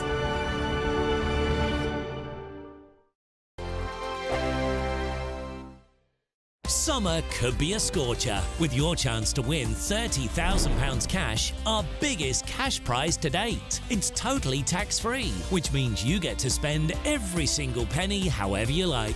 What plans would you make with an extra £30,000 cash in your bank account? Take your family on the ultimate holiday, buy that treat that's always seemed out of reach, or just put it in the bank for a later date. However you'd spend it, make sure you don't miss out. For another chance to win £30,000 in tax-free cash, text cash to 63232. Text costs £2 plus one standard network rate message. You can enter online at gbnews.com/win. Entries cost £2, or post your name and number to GB07 PO Box 8690 Derby DE1 9TT. UK only. Entrance must be 18 or over. Lines close at 5 p.m. on the 30th of August. Please check the closing time if listening or watching on demand. Good luck. Good afternoon, Britain. Your lunchtime update on the stories that matter across the UK. From breaking news and insightful analysis, inspiring stories and lively debates. You're comparing yourself to a former Prime Minister. Which is it? Stay informed, stay updated, stay entertained. I just don't know how anyone would not want to be there. Every weekday from midday. We are Good Afternoon Britain, only on GB News. Britain's news channel. Hi there, I'm Michelle Dewberry and I'm going to take a second to tell you all about my show, Dubes & Co. We start off with the issues of the day. We then bring in both sides of the argument. We get rid of the disrespect. And then you throw me into the mix. And trust me, I'll tell it exactly how it is. And then, of course, the magic ingredient, you at home. We mix it all together and what have we got, in my opinion, the best debate show in town. Monday to Friday, 6 till 7 on GB News, Britain's news channel. Are the newspapers getting you down? My wife didn't divorce me that month. Struggling to separate the wheat from the chaff? I know that it's a bit of a circus at the best of times. Well, don't worry, Headliners has got you covered. We'll take the burden of reading the day's news, and if we get depressed, who cares? It's an occupational hazard, frankly. That's Headliners on GB News from 11 p.m. till midnight, and the following morning, 5 till 6 a.m. on GB News, the comedy channel. Nah, just kidding. Britain's news channel. I'm Patrick Christie's. Every weeknight from 9, I bring you 2 hours of unmissable, explosive debate and headline-grabbing interviews. What impact has that had? We got death threats and the bomb threat and so on. As time passes, she could have said Storm. You made my argument for me. What person? My guest and I tackle the issues that really matter with a sharp take on every story. It went everywhere. Something practical could be done. I can become something different. Patrick Christie's tonight from 9 p.m. only on GB News, Britain's news channel.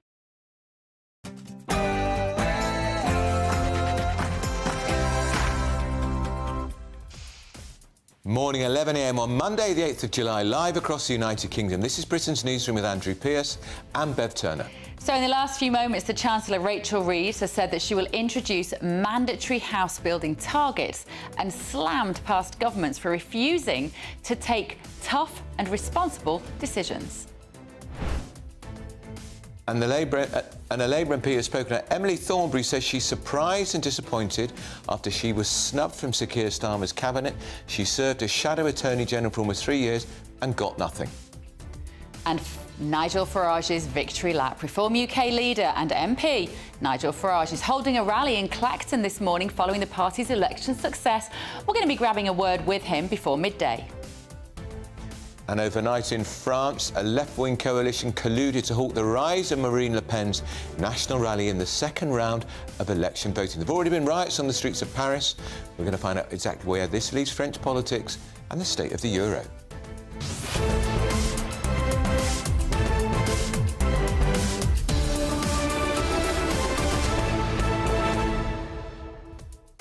And we're going to hear from Sir Keir We Starmer are. as well this morning. He's been talking, he's doing a whistle-stop tour He is. around the UK. Scotland last night and this morning. In a plane. Northern Ireland, Wales, and then we will hear from him. We will. And I thought it was amazing, Matthew last saying he's hit the ground running. Well, what else would you do in the first couple of days of a new government? You're not going to hit the ground and fall over, are you? No. Well, we want to know what you think. Are you impressed so far? gbnews.com/your say. A lot to talk about. Feels like the whole energy has changed, hasn't it? We can really hold power to account now that we've got a Labour government. I'm quite excited about it. Yeah, and they're new and they're fresh, as opposed to the Tories were tired, past their sell-by date and looked it. A bit like us. Right, we're all rejuvenated. Here's Sam Francis with the news.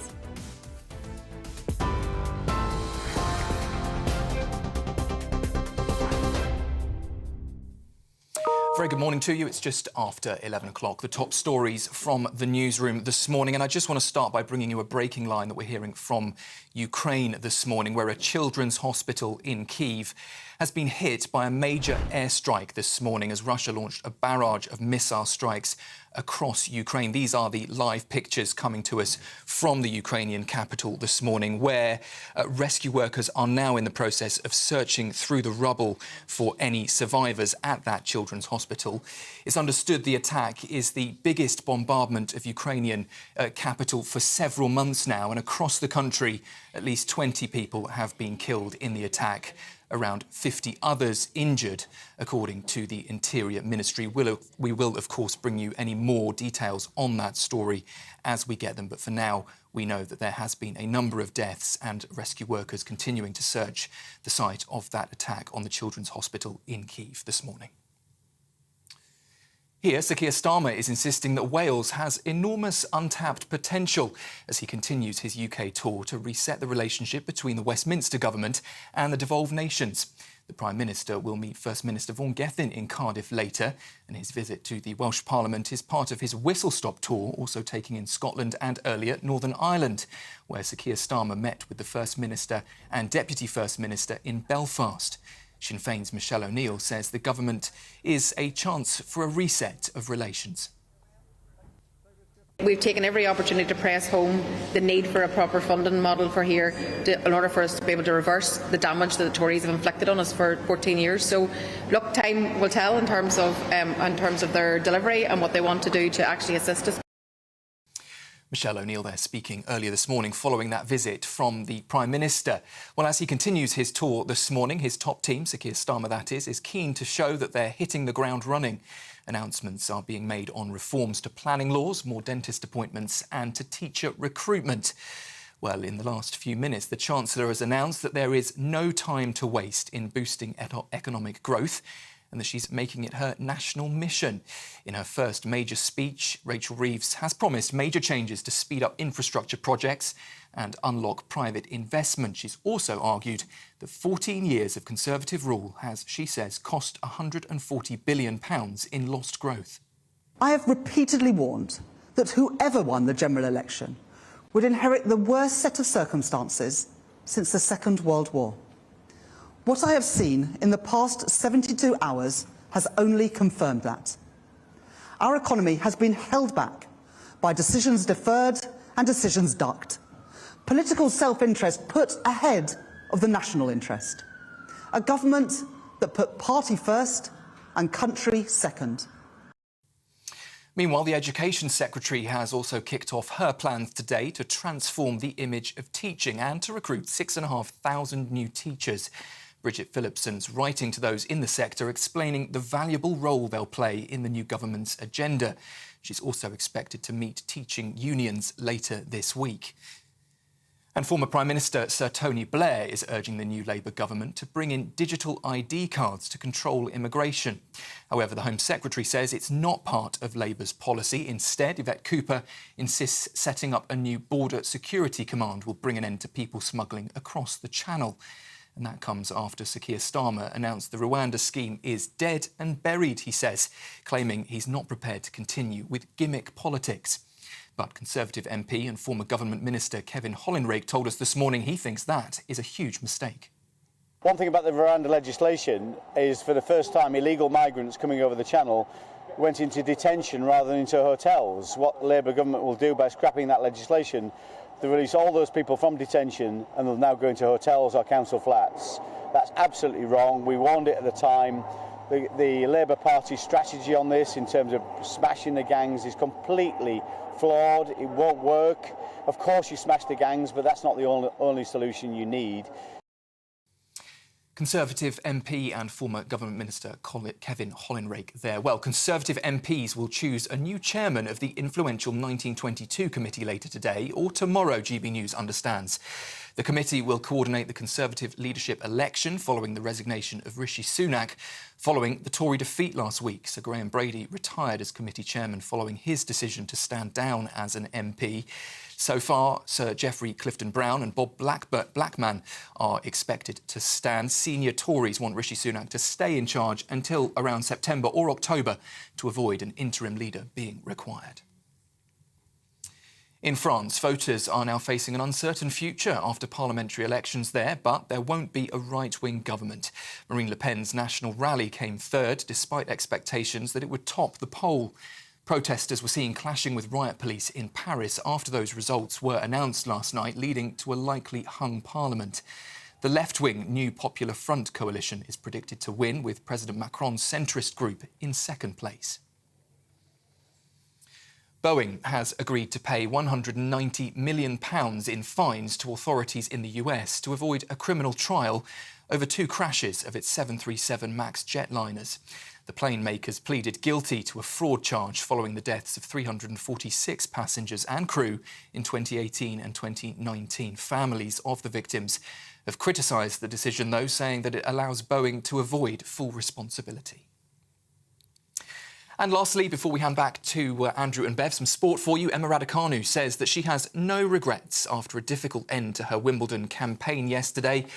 A last 16 defeat to qualifier Lulu Sun ended British hopes in the singles, and it followed Raducanu's decision on Saturday to pull out of a mixed doubles match with Andy Murray, which ended the 2-time men's champions All-England club career. Raducanu says she was attempting, though, to protect a sore wrist and back.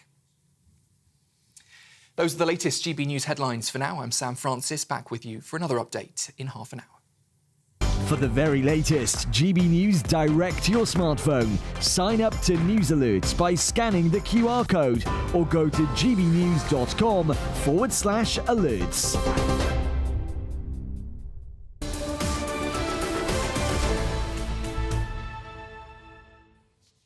Britain's Newsroom on GB News with Andrew Pearce and Bev Turner. So Labour are pledging, do you remember their ringing declaration? They're going to smash the people smuggling gangs. Well, we've got some breaking news on the illegal migration front because we're going to go to our Home and Security editor, Mark White, for the latest. And I'm not surprised, Mark, what you're about to tell us.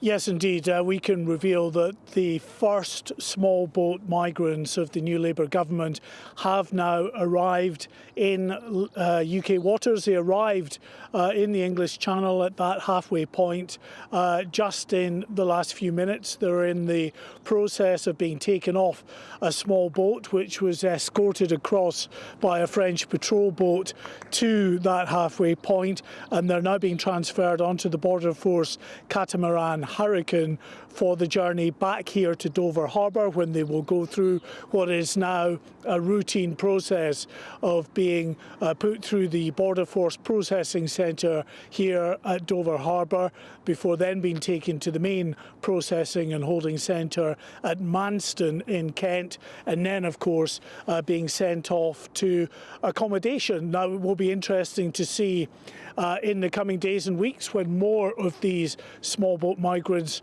arrive, as we expect, what Labour is going to do about that, because they've vowed to end the use of hotels as well. The hundreds of hotels that we saw under the last Conservative government that were requisitioned by the Home Office for use by about 50,000 migrants, tying up hotels that are vital to communities right up and down the country for sometimes years at a time. They vowed to end that. They have also, incidentally, already today set up their promised small border security command, a rebranding, and we're told a different way of working with more resources that will be diverted from the Rwanda scheme, which they have also now said is dead and buried. So millions of extra pounds, according to the new government, will be siphoned away from the Rwanda scheme and put into this new Border Security Command. That will bring together Border Force, Immigration Enforcement, the National Crime Agency and the intelligence services, with a view, according to Keir Starmer, of smashing the people smuggling gangs. That's going to be a tough ask, really, for this new unit, however well-resourced it might be, because, of course, the people smuggling industry is not just a multi-million, but a multi-billion-pound international trade. And you can take one gang out, but others will very quickly pop up to try to tap into that lucrative revenue stream. So a very difficult summer probably ahead for the Labour government. They will learn fairly quickly how intractable this whole issue of trying to stop the boats coming across the English Channel is. With that breaking news now that the first small boat of the Starmer government has arrived in UK waters.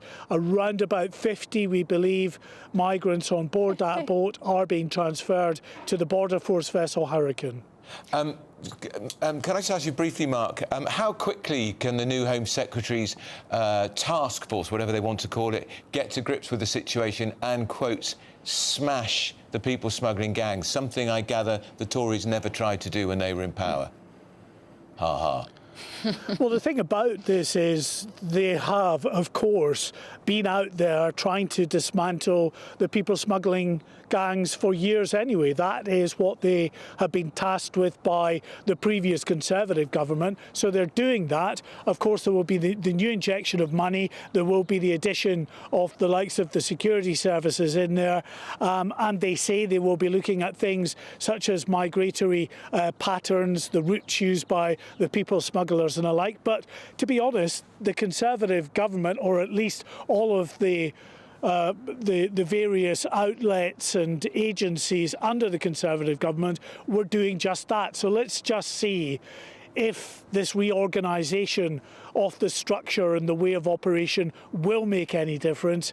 I think it's unlikely to make much in the way of a difference in the summer as we get into the very flat, calm conditions. We've had a week, incidentally, of very bad weather. So that allowed, of course, Rishi Sunak in his dying days in office to suggest that they are lining up on the other side of the channel, waiting for a Starmer government to cross. But actually, it was a week of bad weather that prevented them from crossing. What's happened overnight is that weather conditions have calmed, and sure as night follows day, when those weather conditions calm, then, of course, the boats start coming again. OK, thank you, Mark. 50 illegal immigrants coming over, presumably wearing red Labour T-shirts and Keir Starmer flip-flops. Thumbs up saying thank you, Keir. Honestly, I have to say I'm excited to see how they're going to handle it. They're going to smash the gangs, apparently. Yeah, nobody ever thought of doing that before. But didn't she famously hold up a sign saying "immigrants welcome here" or something? Illegal immigrants welcome. I think she was famously known for doing that. So let's see. It's a very busy desk. I'm trying to be optimistic. I'm trying to be positive. We're going to cross now to the Prime Minister, who's been speaking in Belfast as part of his UK tour.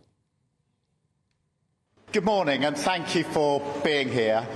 I've had the opportunity this morning to have discussions with the First Minister, the Deputy First Minister and all of the political parties in the Northern Ireland Executive. And I've made clear that being here on day 3 of the new Labour government is a clear statement of intent about the importance of Northern Ireland to me and my government, about resetting relationships and moving forward in a respectful, collaborative way. And we've had very constructive and positive discussions this morning.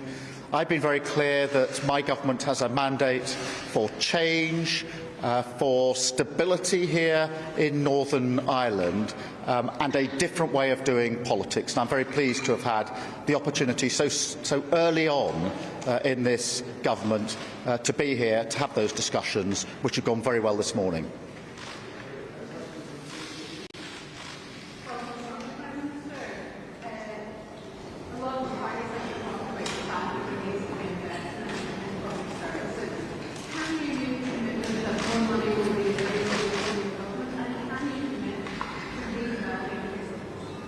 Well, thank you very much. I mean, a number of issues were discussed this morning, and as you would expect, finance came up, the health service came up, Casement Park came up, and we addressed those constructively. I understand the case in relation to investment and financing in particular, and we will work to resolve those issues constructively. Today was very much about the way in which we will address those issues, those challenges, and to be very clear about the importance of it to me and the collaborative way in which we will take this forward. And so that's the main and most important thing about this morning's discussions. Thank you. Well, that's the Prime Minister in Northern Ireland. He is doing his national tour, as you'd expect. He's done Scotland. After Northern Ireland, he's going to Wales. Up next, though, all eyes will be on Joe Biden at the NATO summit this week. What will he do next? He's under huge pressure now because he did that interview, didn't he, just a few days ago, which didn't actually put to bed all the doubts about him. He's 81, could be 181 as far as I'm concerned. He's clearly not up to it anymore, and they've just got to do the right thing in terms to clear off. Keep your messages coming, gbnews.com/your say. We will read them while we take a quick break.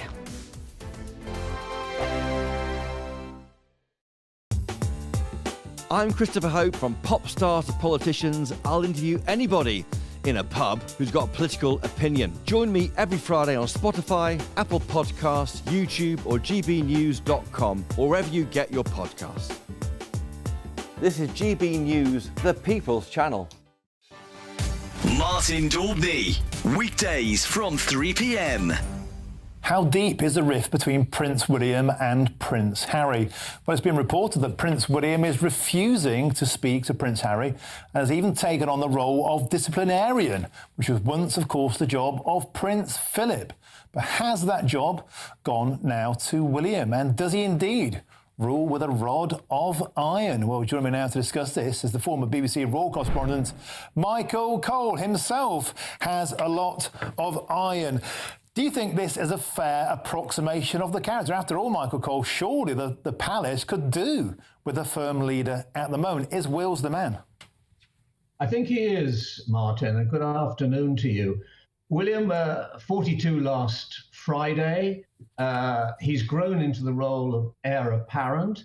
He looks good, he sounds good. Now, when the late Queen was alive, she was the chairman of the board, but the chief executive was definitely Prince Philip. She was the head of state, but he was the head of the family.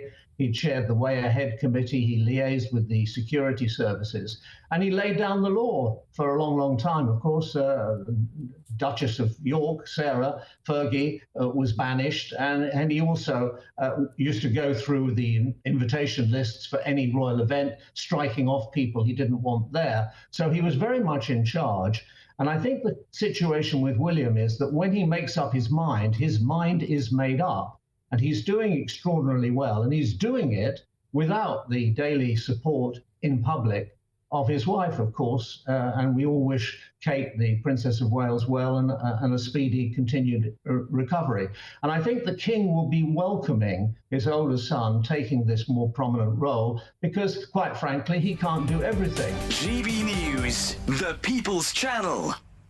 If you want your news to be straight talking... This is a nightmare for the Conservatives again. Down to earth. It's not just Nottingham where this is happening, is it? And most importantly, honest. Hard-working, middle-class taxpayers, they'll get the book thrown at them. Then catch me, Martin Daubney, Monday to Friday, 3 till 6 p.m. on GB News, Britain's news channel. Join me, Neil Oliver, every Sunday night at 6 p.m. on GB News. And if an hour is not nearly enough for you, go to gbnews.com for special extended episodes online every Friday at 9 p.m, where we can truly get into the nitty-gritty of what's going on. GB News, Britain's news channel.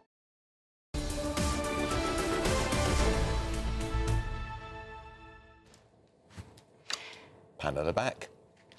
Benedict Spence and Matthew Lazar are back with us. It's 11:20. We're a little bit shell-shocked. We can't believe how much the news agenda has changed in the space of 3 days. Are you enjoying it, Matt? I'm enjoying it, but it's also going to be much harder work for me. So It is. I can't just trot out my catchphrase. You can't, but what you are going to keep saying is 14 years of Tory chaos. Yes. You can't make up for 14 years of failure in 5 minutes. I can't keep trotting out my catchphrases. If that's not something that everybody in the Labour Party is saying this morning, I don't know what is. Right, somebody who can't keep trotting out anything, apparently, is Biden.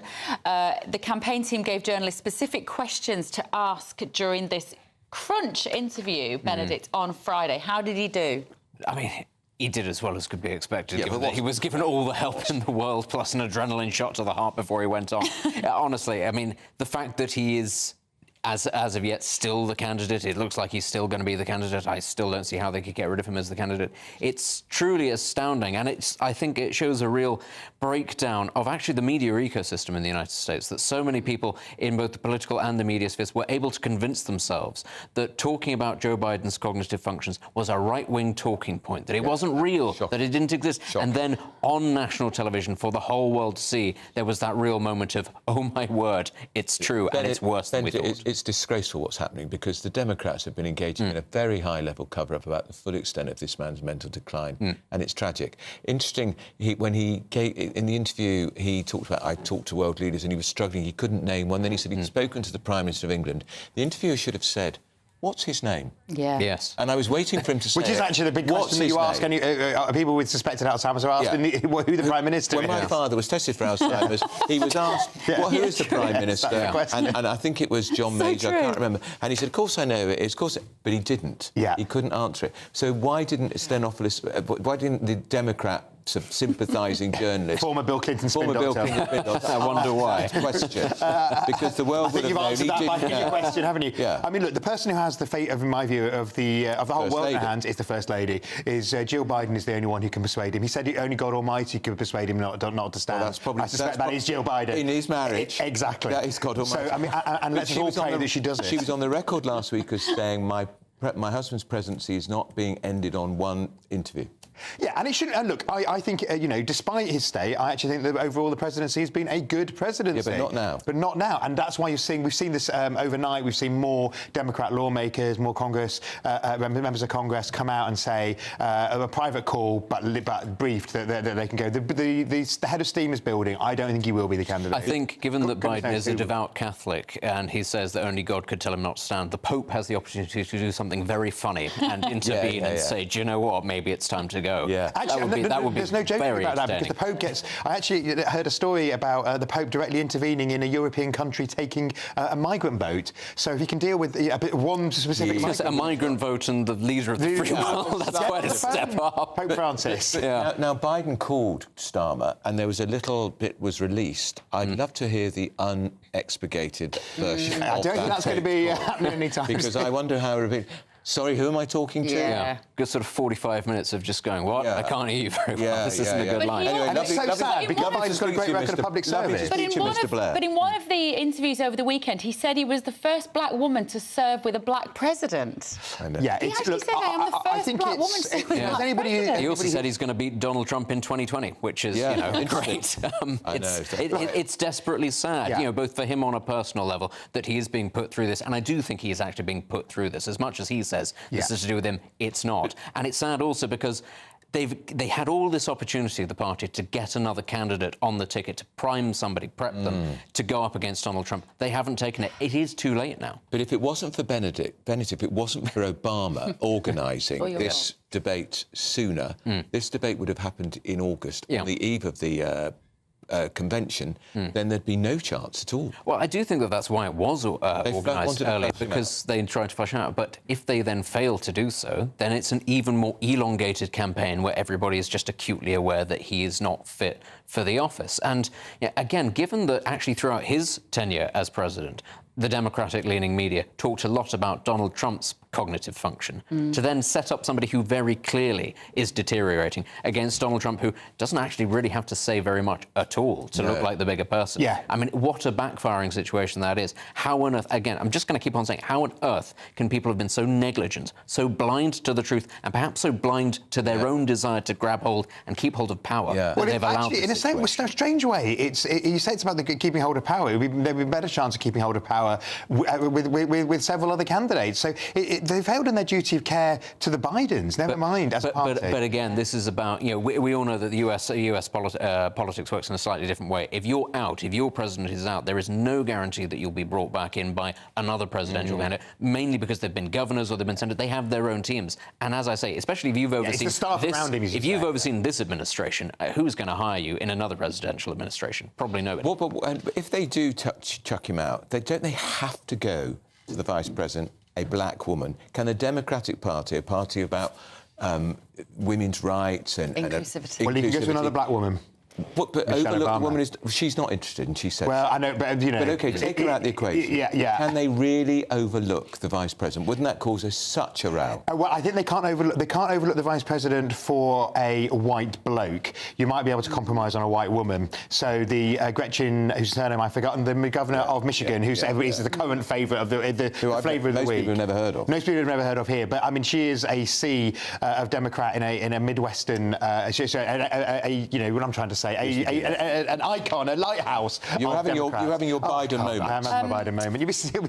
You'll be getting rid of me now. Right, which ones we want to get in? I want to talk about tourists, maybe 6 million people. These two stories are connected, really. 6 million people are going to work from the beach this summer, Benedict, because they can take advantage of flexible working practices. But then similarly, across in Spain, you've got a lot of protesters saying, go home, tourists, and sometimes, especially in the islands, Tenerife and Lanzarote, they're actually protesting against what they call digital nomads. Yeah, I mean, I assume that this is going to be Brits working from the beach abroad because, the weather here is appalling at the moment and there's very poor 4 and 5G coverage in a lot of our coastal areas, so, bon chance avec ça. But yes, working abroad, it's this sort of dream, isn't it, for a lot of people that actually, the exchange rates are a lot lower. You can get, you can have quite a nice experience out there. But it isn't entirely popular because of the hollowing out a lot of these Mediterranean countries, communities. If you then have the influx of digital nomads, which governments, let's be clear, have been very keen to get in to bring in money, that then obviously pushes up the prices of everything else. I know that, for instance, in Lisbon, it's been a really big thing where, they tried to sort of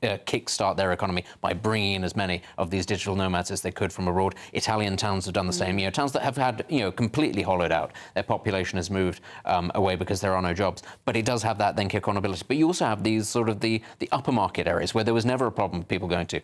The Amalfi Coast, for instance, has limits on how many people can go because there are just far too many people for the infrastructure to cope. And it is, I completely understand why a lot of these locals in these areas, even though they need regeneration, they need money, that isn't what they want their lives to be, which is basically just a window window dressing opportunity for people to come and live a good life whilst they are struggling to find work in the first place. Nobody. Absolutely, and it's often gentrification because in places like Athens, which is one of the current it's the new Lisbon, it's the current hotspot for digital nomads. It's pushing property prices up because hipsters are moving into kind of traditionally working class areas, pushing property prices up, and of course people are paying taxes in their home country because if you're working for a British company, you're still a British worker, but you spend 90% of your time in another country, you're still being taxed in Britain, and therefore you're not contributing to the country. It's fascinating, and I think, and the idea is that they're not particularly big spenders when they get there, so they might sit in an internet cafe and nurse one cappuccino all day, using the Wi-Fi and working away, renting somewhere Airbnb, and not really, and certainly not getting involved in the local community. They're not running the summer fair, are they? Let's be honest. Might manage a few words of Spanish. Got to be honest, it's not just Brits. Americans are they're the real drivers of this, and they are the ones who, there is this romantic idea in America that, you'll go back to Europe and your pace of life, quality of life, it'll be better, and then you get there and you realise, nothing quite works. But that's fine because I've got more money than everybody else. And there is that added level of obnoxiousness and sort of ignorance of local culture, and that you don't want to stereotype too much, but it is certainly a thing within the US tech community, and that's who digital nomads are. How do we stay healthy and live forever, Matt Laza? Well, we basically put it down to a full English every day. It's making me hungry. hungry now.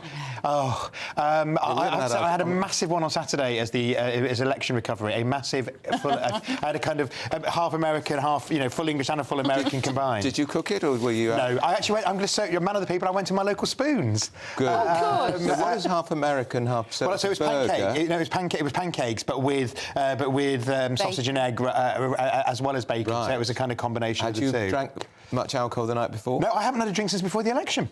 No, because I spent election night, of course, with our wonderful GB News viewers in Essex. Yeah. So what stopped you on Friday night? Because I was doing more talking on Saturday, and I wanted to keep myself. Oh, and you still haven't had a drink? No. Since last week, before the election. But this 104-year-old Gordon we're talking about, who's in he's in the Sun. We haven't got a copy of this. I haven't seen this story. But he says you need to eat less, but have a full English. Yeah, I think eating less. There is a lot of correlation between calorie restriction and living longer, and that's been proven in all sorts of animals and in human beings as well. But you also get genetic outliers. I remember at one point the world's oldest man was a 100-year-old Ukrainian who drank vodka every day and smoked every day of his life. Sometimes my sort of guy. People are just bulletproof. My sort of guy. Not the smoking, but the vodka. Yeah. Right, Benedict's mate, Matthew Lars, I thank you so much. And would you have had a drink by the time next year? Are you now on the wagon? No. Is this now life under Labour? It's like, remember when Peter Mandelson after the 97 election was only hot water with squeezed lemon? Yeah. That's country first. He's got to be clear-minded now. He can't just trot out his catchphrases. Exactly. Right, here is the very latest news with Sam Francis.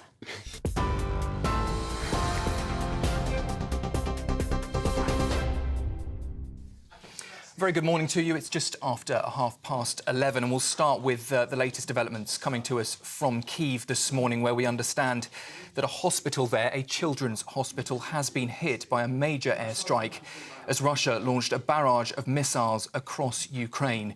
These are the live pictures for you of that attack, where the pictures... We don't have those pictures, apologies, but we do now know that at least 20 people have been killed across the country in that latest attack, the biggest bombardment of Ukraine for several months now across the country.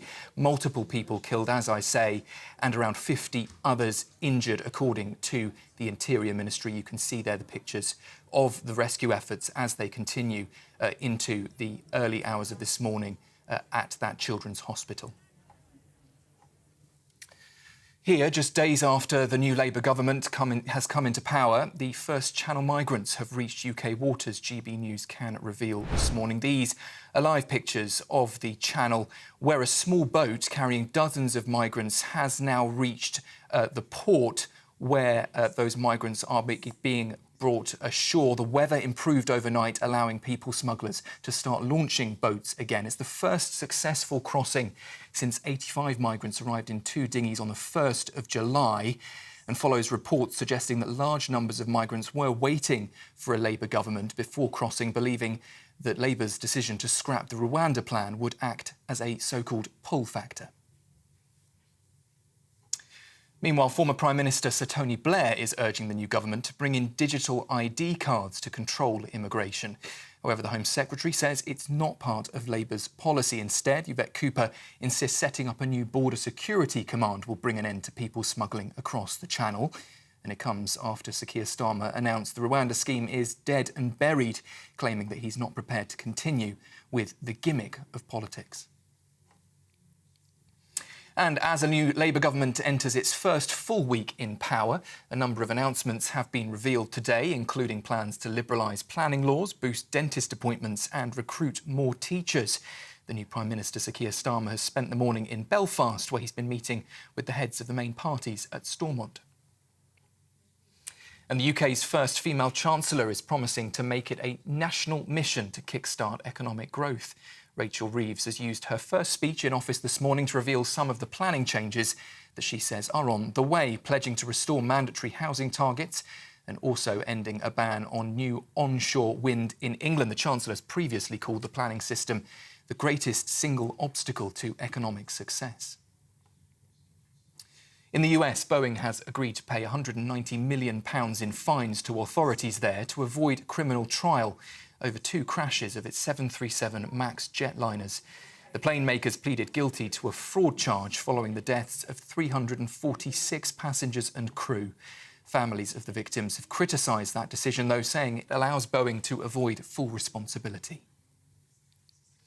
And finally, in sport, Emma Raducanu says she has no regrets after a difficult end to her Wimbledon campaign last night. In her defeat to qualifier Lulu Sun, which ended British hopes in the singles, it followed her decision on Saturday to pull out of a mixed doubles match with Andy Murray, ending his All-England club career. Raducanu says she was attempting, though, to protect a sore back and wrist. Those are the latest GB News headlines for now. I'm Sam Francis, back with you at midday. For the very latest GB News direct to your smartphone, sign up to News Alerts by scanning the QR code or go to gbnews.com/alerts.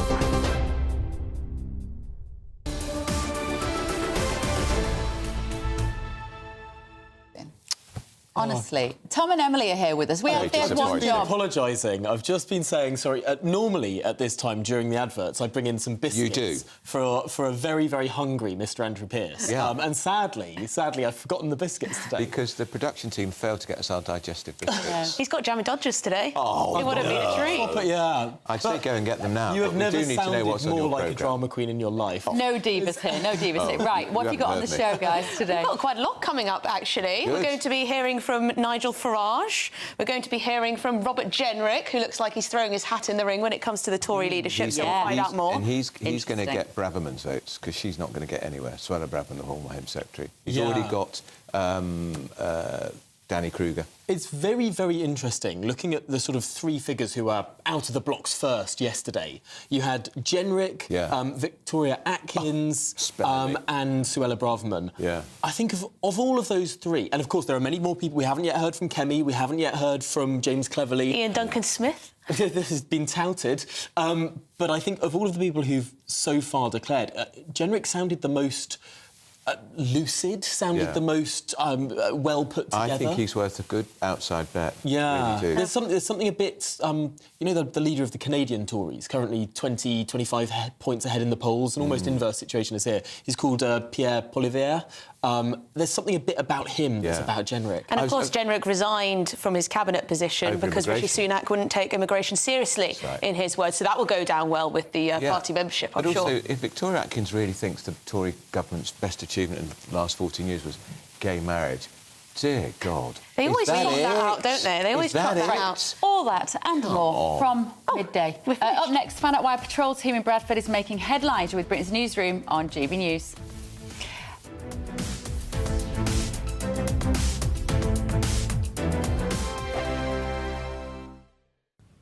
Hello there, very good morning to you. This is your GB News weather forecast provided by the Met Office. If it's prolonged summery weather that you're after, I'm afraid this week is not going to provide it for everyone. Whilst most of us have a slack pressure pattern to start off Monday, increasingly our attention will turn to this area of low pressure that is very slowly pushing its way in from the southwest. Already starting to see some rain into the likes of Devon and Cornwall, and increasingly that will begin to spread its way in elsewhere as well. Winds strengthening, 30 to 35 mile an hour gusts possible around some exposed coastal areas, turning quite dull and grey here. Elsewhere, there is a decent amount of sunshine to start off today, but we will start to see some showers developing later on. In the sunshine, though, actually pleasantly warm, 19 to 21 degrees Celsius. Feeling very cold, though, underneath this cloud and rain, more around 15 to 16 degrees Celsius. For your evening rush hour, then, there will be some showers around for Scotland to watch out for. Some of them could be on the heavy side. Just take care as you are travelling home. Again, a few showers for Northern Ireland and parts of Northern England as well. Best of the brightest spells really across this central slice throughout a good portion of the day. Still around 20 degrees Celsius there in Leeds, even at 6 o'clock. But it is going to be a much wetter conditions as we end the day here across the far southwest, turning heavier as that rain begins to push its way in. Some very low cloud as well, turning murky. Really not a pleasant end to Monday at all. And that band of rain will slowly push its way into Wales, central areas of England, skirting into Northern Ireland and perhaps the far southwest of Scotland as we move closer towards Tuesday. Quite mild underneath all that cloud, though. Temperatures not dropping much below 13, 14 degrees Celsius, but a chillier start across the far northwest of Scotland. And it is this area that will see the best of the sunshine, really, right throughout Tuesday, managing to stay driest. Elsewhere, it is going to be a very unsettled day to come. Some heavy pulses, perhaps even some thunderstorms developing around the southeastern areas at times. car feeling humid, and amongst all of that, highs of 21 degrees Celsius, but still not the most pleasant of days. Bye-bye. Good afternoon, Britain. Your lunchtime update on the stories that matter across the UK. From breaking news and insightful analysis, inspiring stories and lively debates. You're comparing yourself to a former Prime Minister. Which is it? Stay informed, stay updated, stay entertained. I just don't know how anyone would not want to be there. Every weekday from midday. We are Good Afternoon Britain, only on GB News. Britain's news channel. Hi there, I'm Michelle Dewberry and I'm going to take a second to tell you all about my show, Dubes & Co. We start off with the issues of the day. We then bring in both sides of the argument. We get rid of the disrespect. And then you throw me into the mix. And trust me, I'll tell it exactly how it is. And then, of course, the magic ingredient, you at home. We mix it all together and what have we got, in my opinion, the best debate show in town. Monday to Friday, 6 till 7 on GB News, Britain's news channel.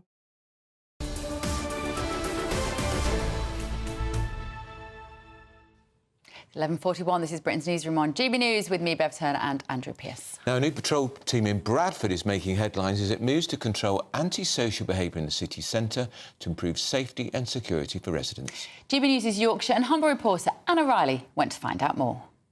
What's happened, Jenny? Surveilling the streets of Bradford to tackle rough sleeping, substance misuse, street drinking and other antisocial behaviour. That's what a new privately funded patrol team aimed to do in the city centre in an effort to boost business. It's a scheme run by the Bradford Bid, which represents almost 600 businesses. Is making sure that they're reporting in issues that they come across that will have a negative impact on the city centre. So you mentioned antisocial behaviour, absolutely report that into the relevant people, generally the police, to be quite honest, street drinking to the Council for the Public Space Protection Order and the police. So it just depends on what the issue or what the problem is. They'd have no powers of arrest, you know, that kind of thing.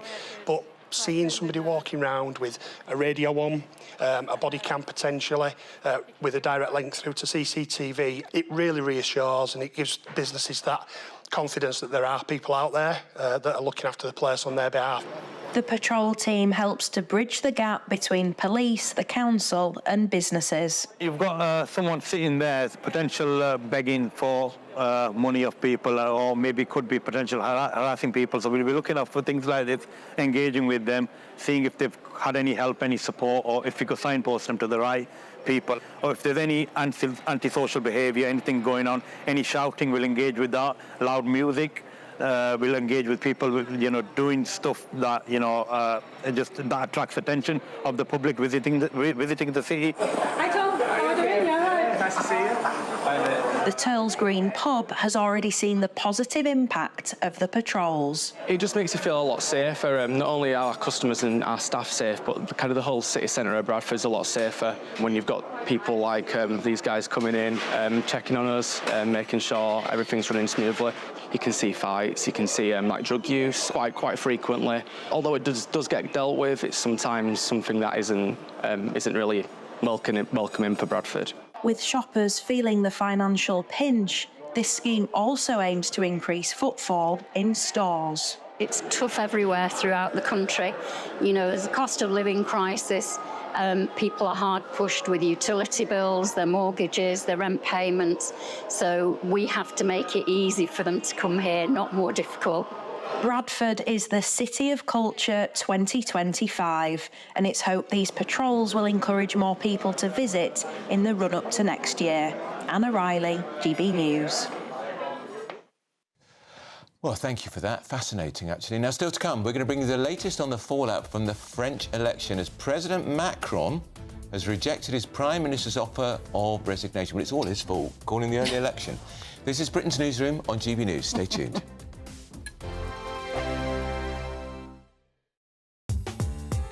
I'm Christopher Hope. From pop stars to politicians, I'll interview anybody in a pub who's got a political opinion. Join me every Friday on Spotify, Apple Podcasts, YouTube or gbnews.com, or wherever you get your podcasts.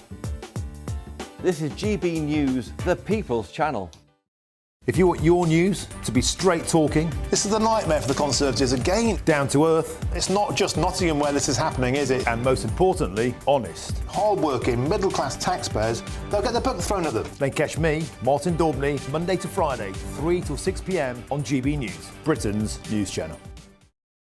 Sunday with Michael Portillo from 11, only on GB News.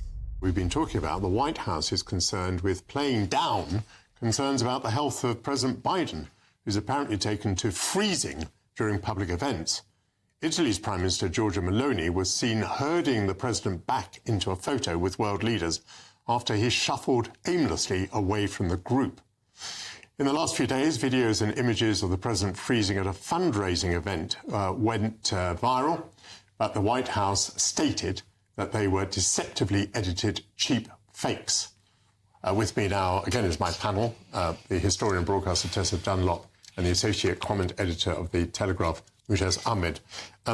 Mujaz, I mean, you are a journalist. What about this idea that in some way the images could be fake? They could be fake, and some of them will be fake, but the reason these AI images or AI videos or weirdly edited videos are a problem for the White House is that people have seen enough of Biden freezing in real life. It's not going away, this one. It's perception versus reality, but as Mustafa said, it doesn't matter because it's now become Biden's reality, which is bushfighting these questions about his ability connected to his age. I don't understand where you go from here. He's got a vice president who isn't presidential material, who I think polls worse than he does, despite these, you would call them ageist. In many ways, it's about his competence, isn't it? It can make a big difference when the president whose competence, mental competence, is under question is running on the matter of competence itself. They're trying to paint Trump as being incompetent, as being not presidential, as being unable to lead, while they have a candidate who struggles to get off the stage. Yeah. That's the issue for them. And it's not really about age. He's not much older than Trump, as you say. It's about the appearance of age. GB News, the People's Channel. In the GB Newsroom, we bring you the news as it happens. With our team of dedicated journalists across the UK, GB News brings you accurate reporting of the day's topical agenda. When the news breaks, wherever and whenever it's happening, we'll be there. This is GB News, the People's Channel, Britain's news channel.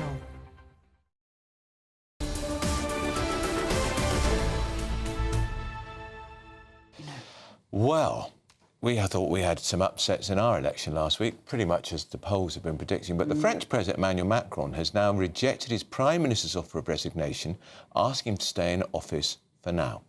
This comes after shock results, as we just said, in the elections. The left-wing alliance defied all the polls to beat Marine Le Pen's right-wing National Rally. So they turned it completely on its head, because you had the week before when National Rally won.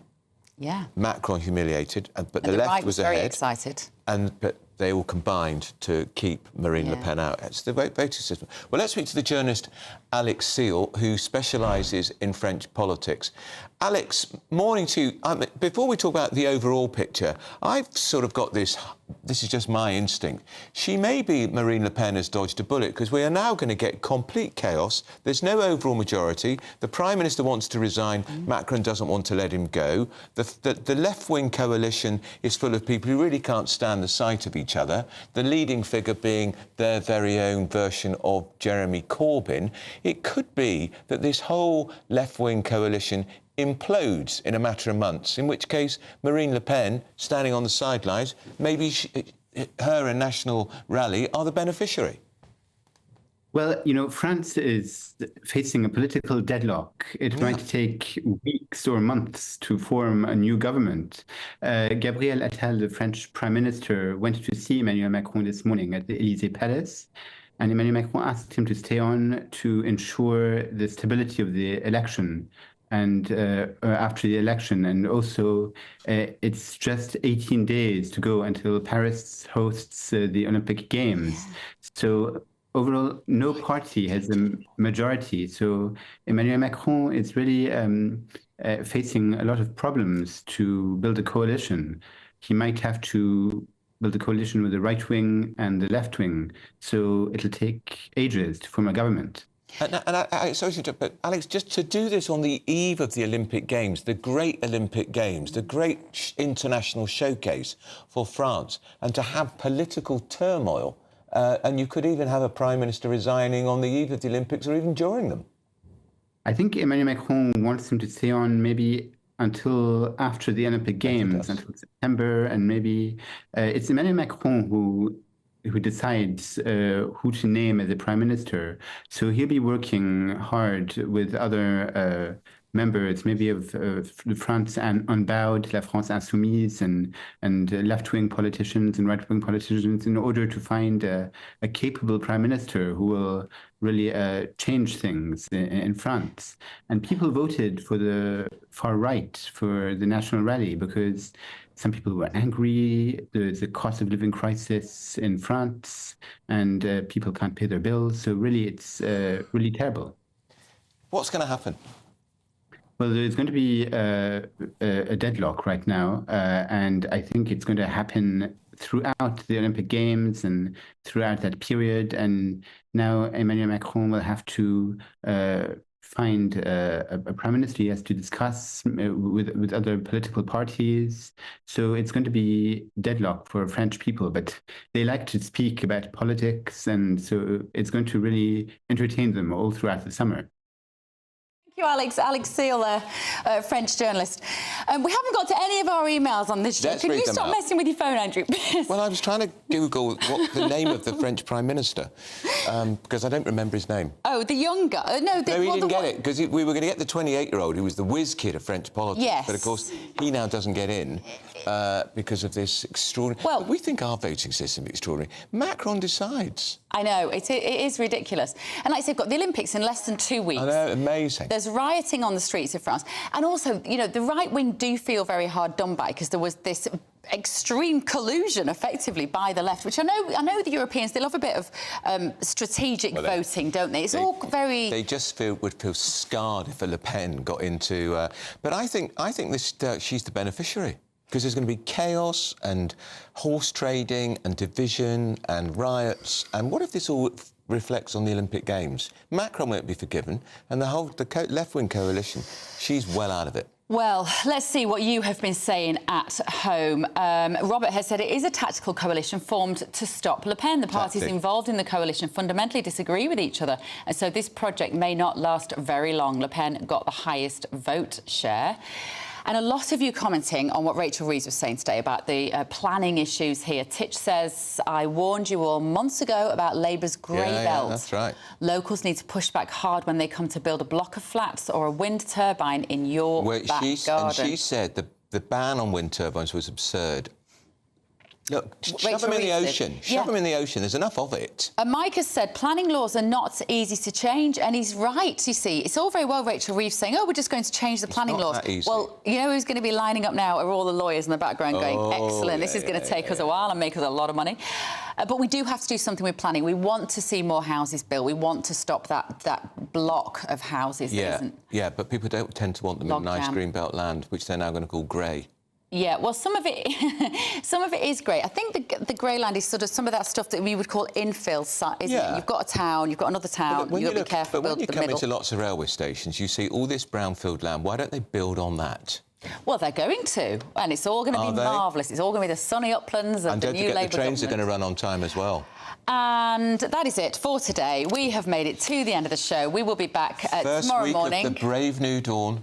And it is quite exciting, I have to say. I think it is. I'm trying to be positive. I promise you I will try. That is it from us for this morning. Good Afternoon Britain is next with Emily and Tom. We'll see you tomorrow.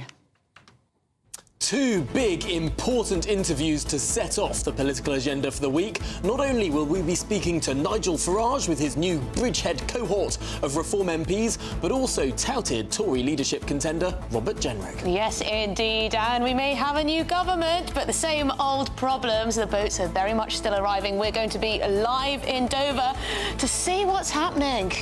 And, of course, Emma Raducanu, was she right to drop out of the mixed doubles? Looks like things are heating up. Boxed boilers, sponsors of weather on GB News.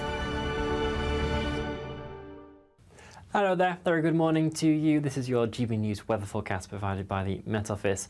If it's prolonged summery weather that you're after, I'm afraid this week is not going to provide it for everyone. Whilst most of us have a slack pressure pattern to start off Monday, increasingly our attention will turn to this area of low pressure that is very slowly pushing its way in from the southwest. Already starting to see some rain into the likes of Devon and Cornwall, and increasingly that will begin to spread its way in elsewhere as well. Winds strengthening, 30 to 35 mile an hour gusts possible around some exposed coastal areas, turning quite dull and grey here.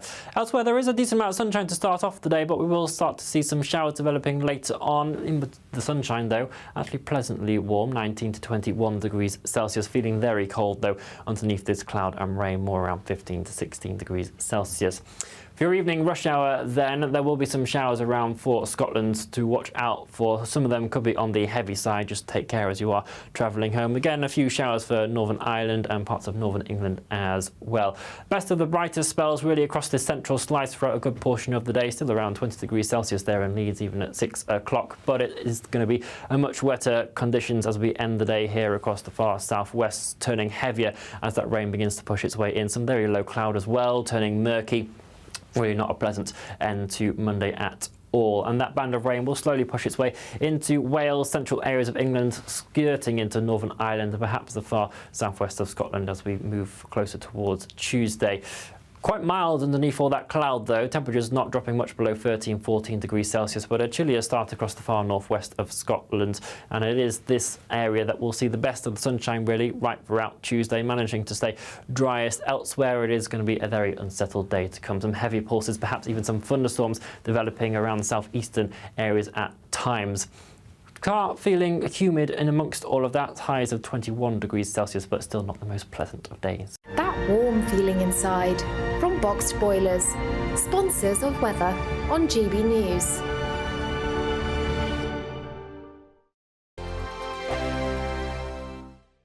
£30,000 in cash has to be won. It's our biggest cash prize so far, and it could be yours. Phil was a winner. Listen to what he says about winning the Great British Giveaway. Hi, my name's Phil Cox. I just looked at my account and thought, oh my God, yeah, it's true, it's gone into my account. And if I can win it, anybody can win it. The next big winner could be you, with an extra £30,000 cash in your bank. For another chance to win £30,000 in tax-free cash, text CASH to 63232. Text costs £2 plus one standard network rate message. You can enter online at gbnews.com/win. Entries cost £2. Or post your name and number to GB07 PO Box 8690 Derby DE1 9TT. UK only. Entrance must be 18 or over. Lines close at 5 p.m. on the 30th of August. Please check the closing time if listening or watching on demand. Good luck. I'm Christopher Hope. From pop stars to politicians, I'll